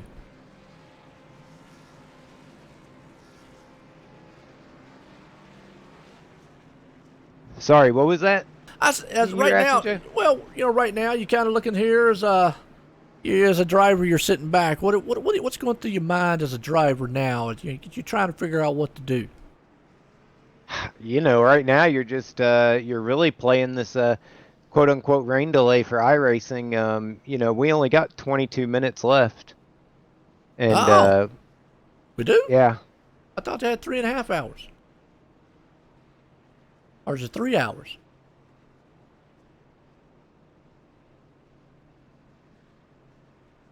The server was set for only 3 hours. So we're done at 11:30. So we got 21 minutes left regardless, and we got 24 minutes under green. Well, yeah, that's if it goes green the whole entire way. Now, again, I'm apologize out there, folks. I know it might sound like, well, Joe, you should know this stuff. But I've never done a NASCAR race where cautions don't count. I've done dirt races where cautions don't count, okay? But my ticker just showed 100 laps. I'm not sure if that's the actual lap. If so, that would put us 60 more laps to go. And our lap times have been what? A minute? Or less than a minute, about 50 seconds. The 50-second lap. So no, our laps are about 30 seconds my bad, around sorry. here. Yeah, 30. My bad. Yeah, We're about you're right. 30 seconds around here. We got 48 laps to go, and you know, so that's 20. That's roughly 24 minutes, and we only got 20 minutes left in the server. So We'll be close. we're about 4 minutes. We're never gonna make it. It's 4 minutes shy. Oh, come on now. You gotta have faith. You don't have faith? Right. All right, I'm back. Right. I had Oh, to you go back? to the Porta John. Well, why you tell me I could have went to a break for you? Oh, me. Oh. I knew y'all had it. Look, you didn't bring a can? I don't think the can would have held that. I hear you. Well, it has been a fun one here, guys. I appreciate y'all being up here with me. It has been fun. I've enjoyed it. Good calls here tonight. I know we've got a lot of donations out there for Bryce, and I said before, I very, very hope that this has paid off well for you here. I thank y'all, and I thank you, Bryce. I thank the Sim500 for letting me put this on. It was a last-minute deal on my end. I wasn't even expecting it. Joey just came up the other day, and I was lucky that I had the nights off and was able to do it. And he asked me, he said, "Can you do it?" And I was like, "Well, yeah, I know Bryce." We got in the chat, and the first thing Joey goes was, Joey Katina is, he goes, "Joe, I want you to meet Bryce Whitson." Well, I know who Bryce is. I know Bryce for a while. I don't think Joey knew that I knew who you was there, Bryce. And I've known Bryce from some other leagues. Actually, I've called a lot of races, and I've called some races that you've won, actually. So Yeah, I know you definitely are fast on the track yourself. Yeah, I used to be pretty good at this thing, but the last round of chemotherapy that I had really messed up my legs and made it difficult for me to walk or do anything. And so we're still trying to do some rehab and get back to that, getting back to walking regular. And Wow. I can't wait to get back to racing again myself. And like I said, it was a pleasure, man, always to get out there and see you. Race, and like you said, the Whitson guys, I've known them for a while. All these guys here at the Sim500, I enjoy this league through and through. I like it. We do the Kick-Ass Beef Jerky series on Wednesday nights. We got several other leagues. I mean, I don't want to take anything away from them either. I know they're probably out there going, "Oh, what about us?" I enjoy all my leagues because I love broadcasting. But I get to meet so many different drivers throughout the years that I've done this. That's one of the things I like. I kind of keep to myself a lot on things, but I still get to meet a lot of drivers. I get to meet actually real drivers in real life, and I don't get the starstruck side of it like a lot of them. The other week I got to interview Chase Briscoe, and definitely I knew who he was, and it was just like interviewing us to here. It was a normal thing. It's a pleasure to get to do that. And like you said, even Greg out there tonight, I mean, just knowing that. And I guess that just comes from, I'm from North Carolina. Obviously, I have Richard Childress. He lives about 4 miles down the road from me. So I have seen him. RCR is only less than 10 minutes from me. Austin Dillon's dad lives a mile down the road. So I guess just coming from the NASCAR here area, a lot of people would go all crazy. It's just like any other day, but I still enjoy it, and I still like it. I still appreciate everything, man, I've had. And like I say, Bryce, it's been a good one here tonight, man, with you. And I hope this thing has been a good success for you. Oh, so far it has. I mean, like I said, just in entry fees alone, we raised a little over $1,300. Nice. And so that's not kidding. That'll pay for 4 or 5 months of one of the recent medicines I got. So awesome. Definitely a great godsend. Oh man, and it's awesome to see as we go back green. Scott Sisel gets another good jump out front. I like hearing that because you're right. People just don't understand unless you've been in that situation. And I definitely would not want to, cast that on anybody, but the cost involved. Good race here for second place, boy. Brian Yazik's in a little bit of heat with Joey Katina right there, Kevin Brown, but behind him you got Brian and James. Well, look at this gaggle of machines. Always caught a hornet's nest right there. Oh, yeah, They're that's racing for like sure. it's the last 5 laps. Man, they've been racing like it's the last 5 laps for the last 50 laps. Here's the thing, guys. But here's the thing. They really want to get that trophy. But here's the thing, guys. What you've got to keep in mind, yes, it could be because time is running out. They're up against the clock now. And I think that's what they're looking at. They're going, wait a minute, I got to get up front. Don't count out. Look at a man back in 10th place spot. Oh, the 3-car. Jeff Ryan almost lost that thing. He had it all kind of sideways. He collected it up, though. But the man back here in 10th place, Anthony DeBarro, coming back through the front, and David Comstock, I can't. I don't know what to say. And Ricky Harding right there. I mean, these guys were involved. Yellow flag out. They know it's go time because now we're up against the clock here. Let's go back on the replay here. Unfortunately, Jake Bustow. Oh, hard licking to the wall. Go back and watch it one more time. Like just a single car spin. He hit that wall very, very hard. But these guys know they're up against the clock now. It's go time, especially guys like Anthony DeBarro who can just kind of smell blood in the water. They're close. They're like, I'm right there at it. I can see it. I can feel it. And right here, we're watching Jake on this replay, and the 3 machine had to check up in front of him. Looks like 72, and Jake was right there, and he blinked. That's what happened. He just looks like he lost connection. That's exactly what happened on his end. Yeah, I heard some people. I heard some people yelling on the chat that they disappeared, but this time, this clock running out. You talking about weather coming? This is the same thing. Radar. Yeah. There's a storm coming. That's it. Absolutely. So we can kind of chalk that up. We always got to say, we were talking about blinking and stuff. Well, Scott Stencil got into the 55. We were talking about that earlier, DJ, on pit road contact.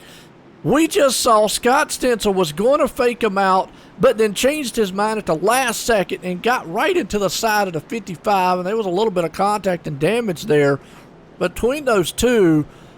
But we were just talking about that earlier. What if iRacing implemented it, the ghosting and all that on pit road? Well, there you go. Yeah, and you only have a certain area on pit road you can ghost. You can still make contact, but yeah, that was bad. Yes, it was. We'll have to see how much that affects those two. As I'm gonna go ahead and say here, it looks like we got some guys who took 2 tires, Chad Coleman, and we still see Scott Stencil on pit road, so he probably got some damage on that. Yeah, I'm thinking Scott and Brian took quite a bit of damage over that one, but really at this point I don't even know if it's worth them taking it because, if it was me, I think I'd stay out and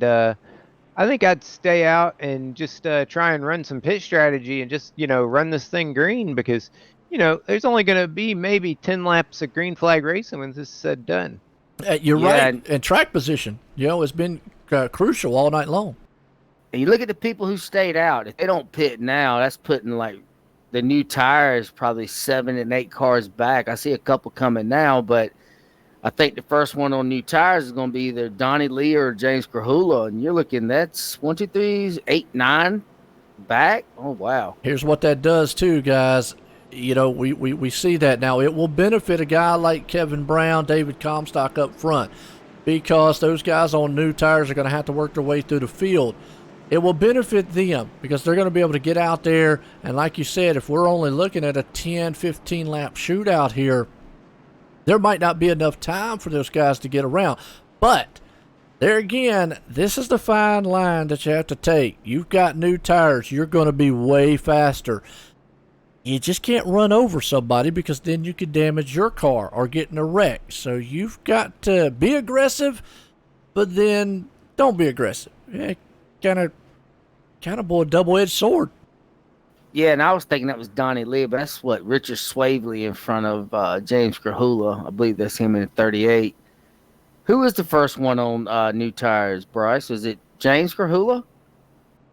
I'm not for sure right now. I'm waiting for my sim racing apps to cycle, but it very well could be James. I don't know.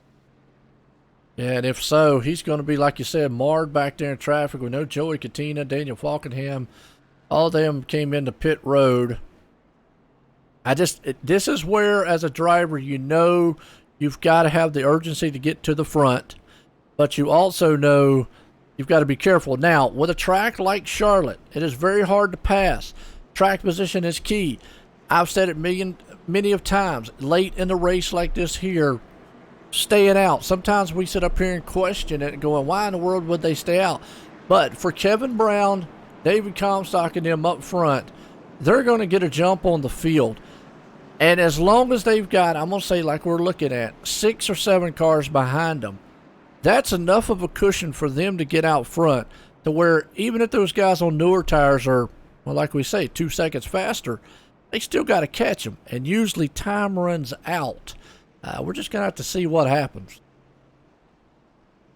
Kind of wanted to see who's going to jump up high like Mitch Rollo did earlier and make some good gains on the high side, but then again, the high side might be blocked. So there you go. Who knows? Yeah. It's a gamble. Yeah, and it's going to be a crazy one here because up front, we get set to go back green here. And folks, what we're talking about here is don't mind the ticker number because a lot of that has to do with the caution laps don't count. We're 2 hours, 48 minutes in. We got about 10 minutes left of time on the server before it shuts down. And what I mean by is that's the time that they put on the race. So basically, in a nutshell, this has turned in from a lap race to a time style race. And when it's over with, it's over with. So that puts us within about roughly 12 laps maybe, depending if we don't get another caution in between that. So give or take, I'm going to say maybe 15. Let's say 15 just for the sake of it. Either way, this is kind of a short style shootout here. And we got a lot of guys up front that did not pit. They're on old tires. And we got 4-tire guys way back in about 7th, 8th, and 9th place spot. It's going to be interesting. Yeah, this is going to be a heat race for the helmet. Yes, it is. Well, up front, Kevin Brown, David Comstock, Steve Goschalk, Anthony DeBarro, Michael Krobach, Justin Fuller, Richard Beasley, Jeff Ryan, James Krahula, finally got his name right there, all up there. Mitch Rollo says, go get him, Goschalk. Yeah, that's the Nerf man out there. He definitely don't want to be a Nerf ball bouncing off the wall, but remember, Anthony took the first 2 stages here tonight. He's looking to make it the trifecta. And he's going to be on older tires, too, to see what he's got here. Pace car coming around. Guys, it's you feel the intensity, man, starting to rise on the track. Yeah, those 3 on the inside right there, that 42, DeBarro and Fuller, that's a tough company. Absolutely. Well, Bryce, what you think? Good race so far here? Oh, when they're racing, it's been great, but we need to get past all this wrecking, man.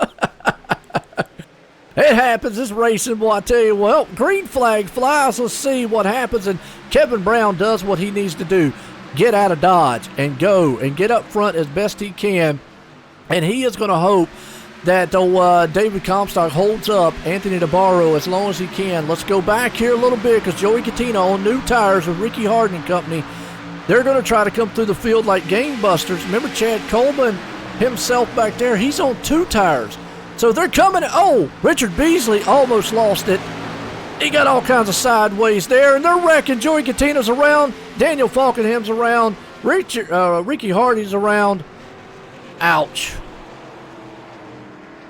Kind of felt that one brewing. Let's go back on the replay, and the reason I say I kind of felt that one brewing is because this is what we were saying. Old tires, new tires. Joey Catino on newer tires, Ricky on new tires back there. The Ford machine on older ones. Yes, they have the urgency they had to get to the front. You just saw them, man. They were 2 and 3 wide. Watching the replay right here. Yeah, again, it looks like Ricky caught too much of that apron and upset the car.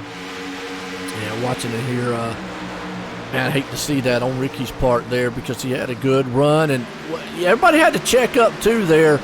And when it did, Joey Katina was involved. Oh, Scott Stencil destroyed the car too. Daniel Falkenham and Nelson Rivera not having the night he wants either. And Greg Ives, I'll tell you what, he's got that thing woed down just in time. But man, some good names again involved in this one. But the one guy who really, really loves to see this has got to be Kevin Brown. This benefits him more than anything. He controls the fuel on the restarts. Time's winding out. And I got to say, folks, with the time winding out, pretty much take away the green-white checkered. There will not be a green-white checkered. Only way that would happen is if we'd make it to the end. But my time, I'm only showing 8 minutes to go. Is that right, guys?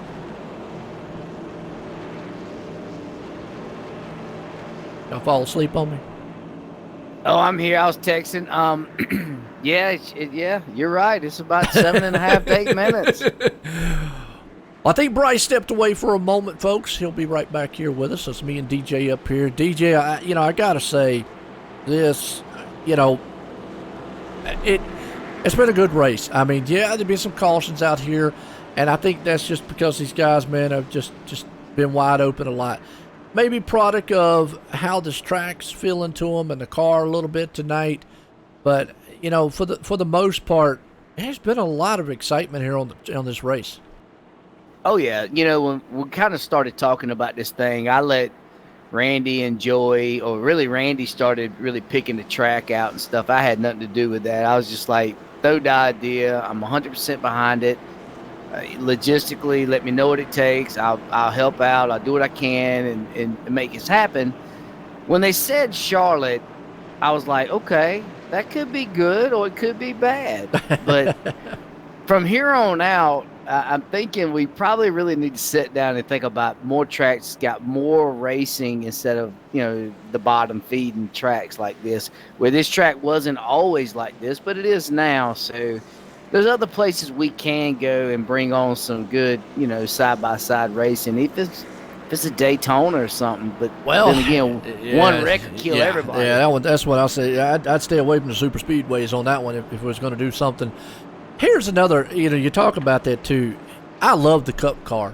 We've got to kind of, I'm not going to blame the drivers because these guys are top notch here at Sim500. I have done it many a broadcast where they've done caution free, no cautions in the races and so forth. And even plate tracks I've seen them do it.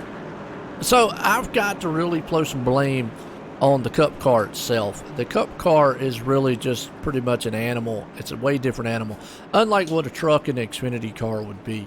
So, I don't know. I'm with you. Yes, Charlotte, it is a good track. It definitely really, really is. It's kind of should be an easier style track to run, but sometimes it does bring about a little bit of aggressive style driving.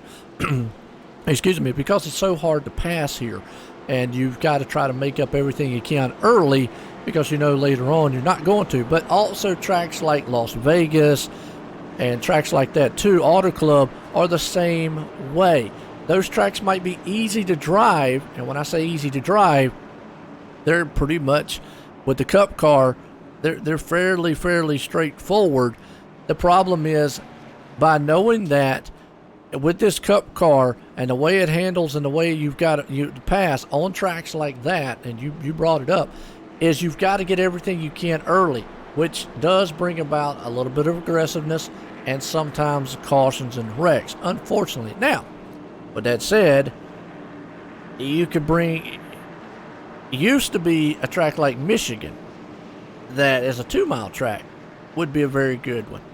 Problem is with that one now is, it's a 2-groove style track, but again, if you have a caution early on, the Cup car, I would say probably Michigan would be a fairly good one if you was going to look at another track. Yeah, I agree with you. And also, you got to think, these guys from 1st to 40th, we started this race. All these guys knew what and cut hot laps. So there's not a real big time differential between 1st and 40th. I mean, they're all on top of each other. So when you got it that close, one little bitty mistake, we got a wreck. I mean, there's no bad drivers in this league right now. Now, and you know, just to add on to what you're saying, that brings us about, like I said, track like Charlotte, track like Auto Club, Las Vegas, all those tracks where the lap times from 1 all the way to like 25, 30th on back, you're within, I'm going to say within a half a second, 5/10 of each other. What that tells you is when you got that many cars that close running that speed, you're not going to see anybody come through the field like gangbusters. But it is going to be so hard to pass. Track position is so crucial. That's where the 2-tire stops come in. That's where the guys who don't take tires. Now, I loved what happened this past Wednesday, the tire limit. They brought the tire limit in. They had 3 tire limits for 170 laps. That brought a whole new perspective of guys racing. If this was a straight 160-lap race, tire limits would have really been cool on this one. I know that there's a bug out there that was brought about too on Wednesday, so they're going to be patching it. But that's a different one. But nonetheless, it doesn't take away, hey, these guys out here top-notch in Sim500. I've enjoyed it. I love their Cup Series. I love doing the Kick-Ass Beef Jerky Truck Series. And, you know, these guys are great drivers. They're out here just putting on a show. And unfortunately, hey, we've had some wrecks. We've had some good runs. Right now, we're going to see if we can't finish this thing off. We've only got about 3 or 4 minutes left. Kevin Brown is loving what he is seeing because he's got the lead. Pace car's in. Green flag flies, and he gets another good jump. Here comes Steve Goschalk, though, on the inside. Yeah, he got a heck of a jump there. That's really going to help him. Steve Goschalk's going to try and pull through there.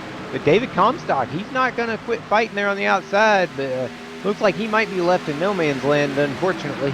Well, let's see what Anthony DeBarro does. Remember, he pushed on Justin Fuller earlier, and they got into it. Justin Fuller's right there on his back bumper. Is he going to remember it? Boy, these 3 or 4 cars, and here's the thing. These guys know time's running out. We got another crash in the back. No caution, though, up front. Kevin Brown's loving what he's seeing. He's going, guys, please just battle all you can. We're coming up to, it's going to be almost a white flag here soon. Guys, I don't know. Can Kevin Brown pull this thing off? Yeah, we got about 2.5 laps before we're going to get the white flag. And Kevin Brown's doing a really good job making that car 3, 4 wide and up front. Let's see if he can keep it going, because now he's going to have a challenge from both the high side and the low side, I think, from David Comstock and Steve Gottschalk. Boy, Anthony DeBarro overdrove the turn, went up to the wall. He is pushing for everything. He is shoving David Comstock in there. I'm going to tell you what, Kevin Brown is making that car wide, like you said, but here comes Comstock to the outside. Coming around this time, it could be, man, we're only going to have one more lap when they cross the line, and that'll be the white flag here. I got a feeling that's what we're coming to. Comstock to the outside of Brown. Brown's got the inside, though.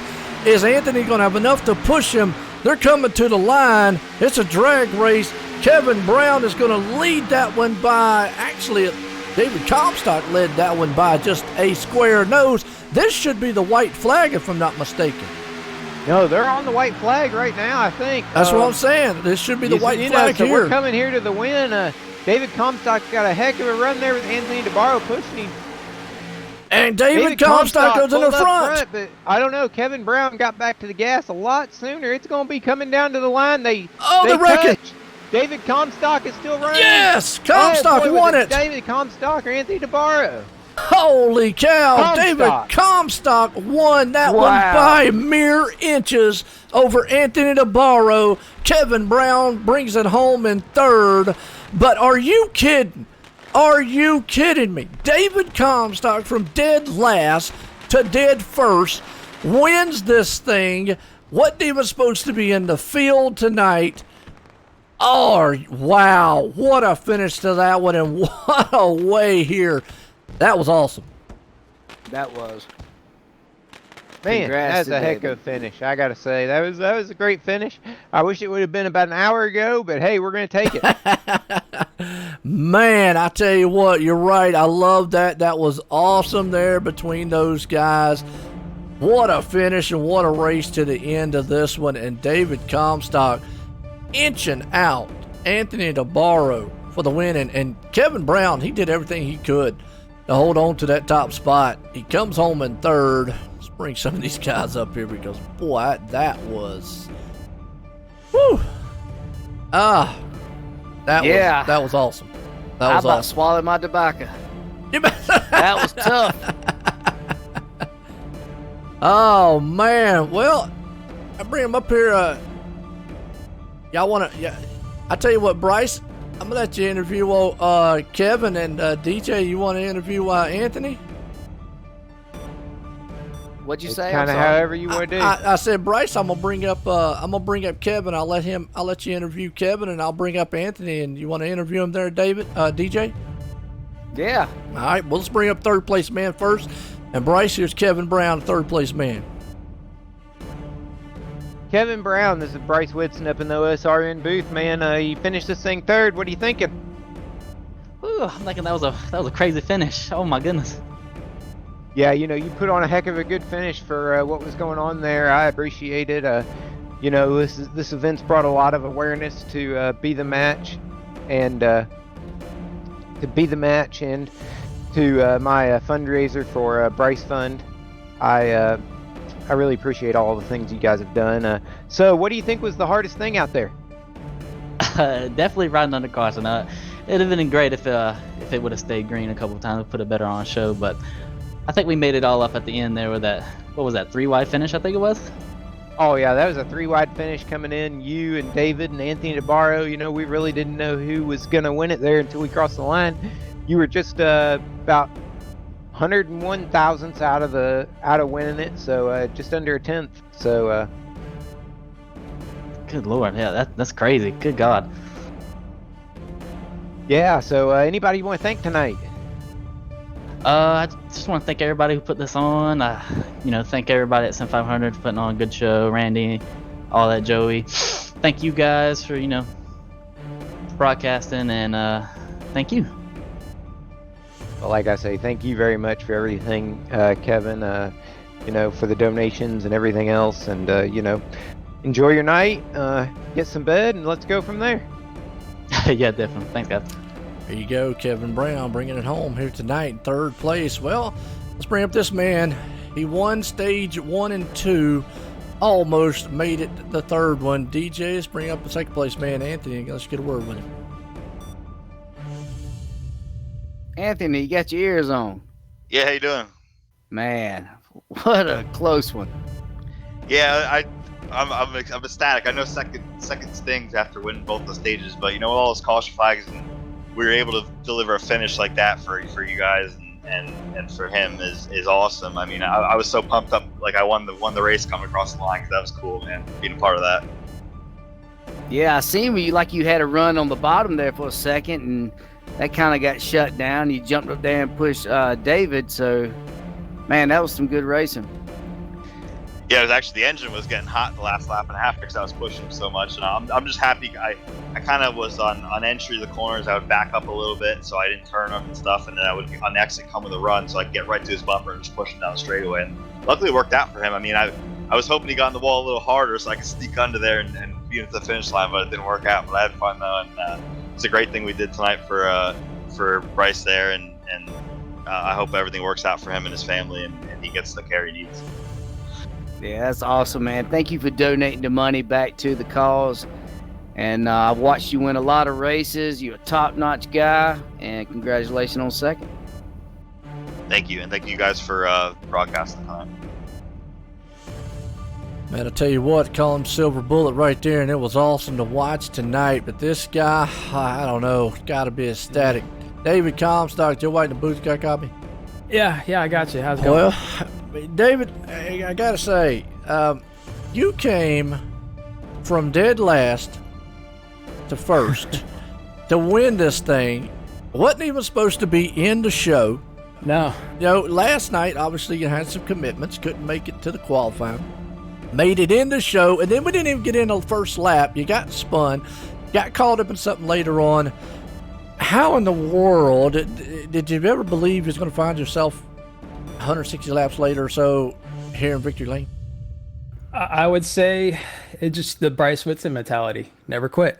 With this race and this event that we have going for him with his battle with acute myeloid leukemia, that you just never quit. Whatever it is that you have going on, you persevere and you keep battling no matter what until it's over. And we went from the back to the front. We got wrecked at the front and went to the back and had to climb our way back through it again. Had another couple of setbacks and a couple of spin outs, and we never quit. Well, no doubt about it, you didn't. And I tell you what, I've watched you racing many a times, and I know you're deadly fast on the track. Now, take us through that last lap. What was going through your mind to try to get around Kevin, and then you saw Anthony back there too? Yeah, I saw the two leaders that were blocking, and I was kind of just trying to stay in a little bit of their draft, and then they checked up and stalled for a moment, and I had to go up around the high side. It was really the only chance I had, especially with the bad entry that they had coming to 2 to go, I think it was. And Anthony did a heck of a job pushing me down the straightaways, and it just sailed it off in the corners. It was pretty much that last restart, 11 tenths every single lap. I mean, even when we were coming off the corner, coming to the checkered, I don't think I lifted, even bouncing off the wall. I just kept my foot in it, and just hoping that when Kevin and I adored each other off the corner, that we were able to drag race to the line. I don't know what happened. Next thing I know, I seen DeBarro up next to me and trying to keep it straight. I think it was all over the place coming to the line, but just everybody at Sim500, all of the guys that took part in the event tonight, even though it was a real mess in the middle of the race, that ending and how we were able to race each other to the end and battle as hard as we did, and not essentially junk each other with what seemed to be the trend up until that last restart. Hats off to everyone at Sim500 and all the competitors and all the admins for the competitiveness that we bring to each other on a weekly and daily basis, and for putting on this event for Bryce. Oh, no doubt, and it was awesome to watch you. Like, that was a fantastic finish and awesome there. But like I always say, who else you got to thank out there for this awesome win tonight? Just pretty much the admins for putting on this race. I don't want to name any of my usual sponsors that I have on the car. Tonight's not about them, it's about Bryce. So Bryce and I we're pretty close local before he does go out for his treatments and stuff shortly. And so I hope that this trophy gets mailed out and gets over to me soon enough before he leaves and goes out of town, because I want to be able to get that trophy to him. I don't deserve it. He's the one that should be the beneficiary. This is what this night's all about for him. So happy that we're able to put some funds in to help him in his continual battle. I've seen all this through social media, his tribbles and triumphs and all the wins and obstacles, and just like tonight, that mentality, never quit. He keeps on fighting, and we hope for a cure soon. No doubt about it. Awesome. Well, David, I've been sitting here listening to you, man. I didn't want to cut in. I've been up in the booth all night. I really appreciate it, but I think DJ Beverly's already got you covered on the trophy. He actually told me earlier that he made an additional one for me. So you don't need to give me anything, man. That's yours, and that's yours to remember to never quit. And I still remember when we met each other after I first moved here to the Charlotte area, when you were still working over at K1, and it was really cool to meet somebody that I'd been iRacing with for so many years. And this is a heck of a race, man. I'm glad to see you win, and I'm glad to see somebody that I actually know win the race. Yeah, that's really cool, DJ, for him to have trophies for the winner and for you as well. And so thanks to him. And yeah, it's I wasn't even supposed to be here, like Joe said. It just there happened to be a spot opened up, and I'm just very fortunate to be able to be a part of this. It's can't take life for granted on things, and just take advantage of every opportunity that you can get, and any wins and obstacles that you can overcome, and just keep pushing. Well, I'm glad you can make it out, man. Because look, I was about to private message you and say, where was you at in qualifying? But I didn't, and I was hard on David a couple of weeks ago in TeamSpeak, and tonight you made me eat crow, buddy. You done good. I appreciate that. But yeah, that I ended up having to work, so I got the times mixed up. I'm like coming home from work thinking I'd be able to make it in, and I got the times mixed up, so I had missed everything. So, but like I said, we're just ecstatic to be able to be a part of this event, and whether it be thrown in last minute, and appreciate everybody at Sim500 for putting on this event for them. There you go. And everybody else involved. Hey, that's what it's about there, David. And like you said, you drove hard, and from last to first, you can't ask for nothing better. That was an awesome show. Again, congratulations on the win. Thank you. All right, well, guys, I tell you what a race, what a finish, what a cause, Bryce. It was fun, and DJ, man, I had a blast up here. You got any final words before we take off here tonight? Oh, the last thing.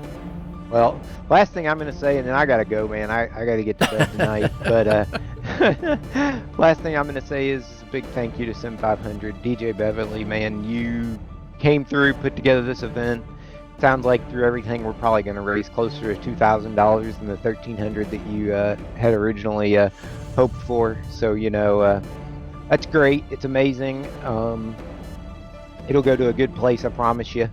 If nothing else, I might buy some food with it and fill my belly.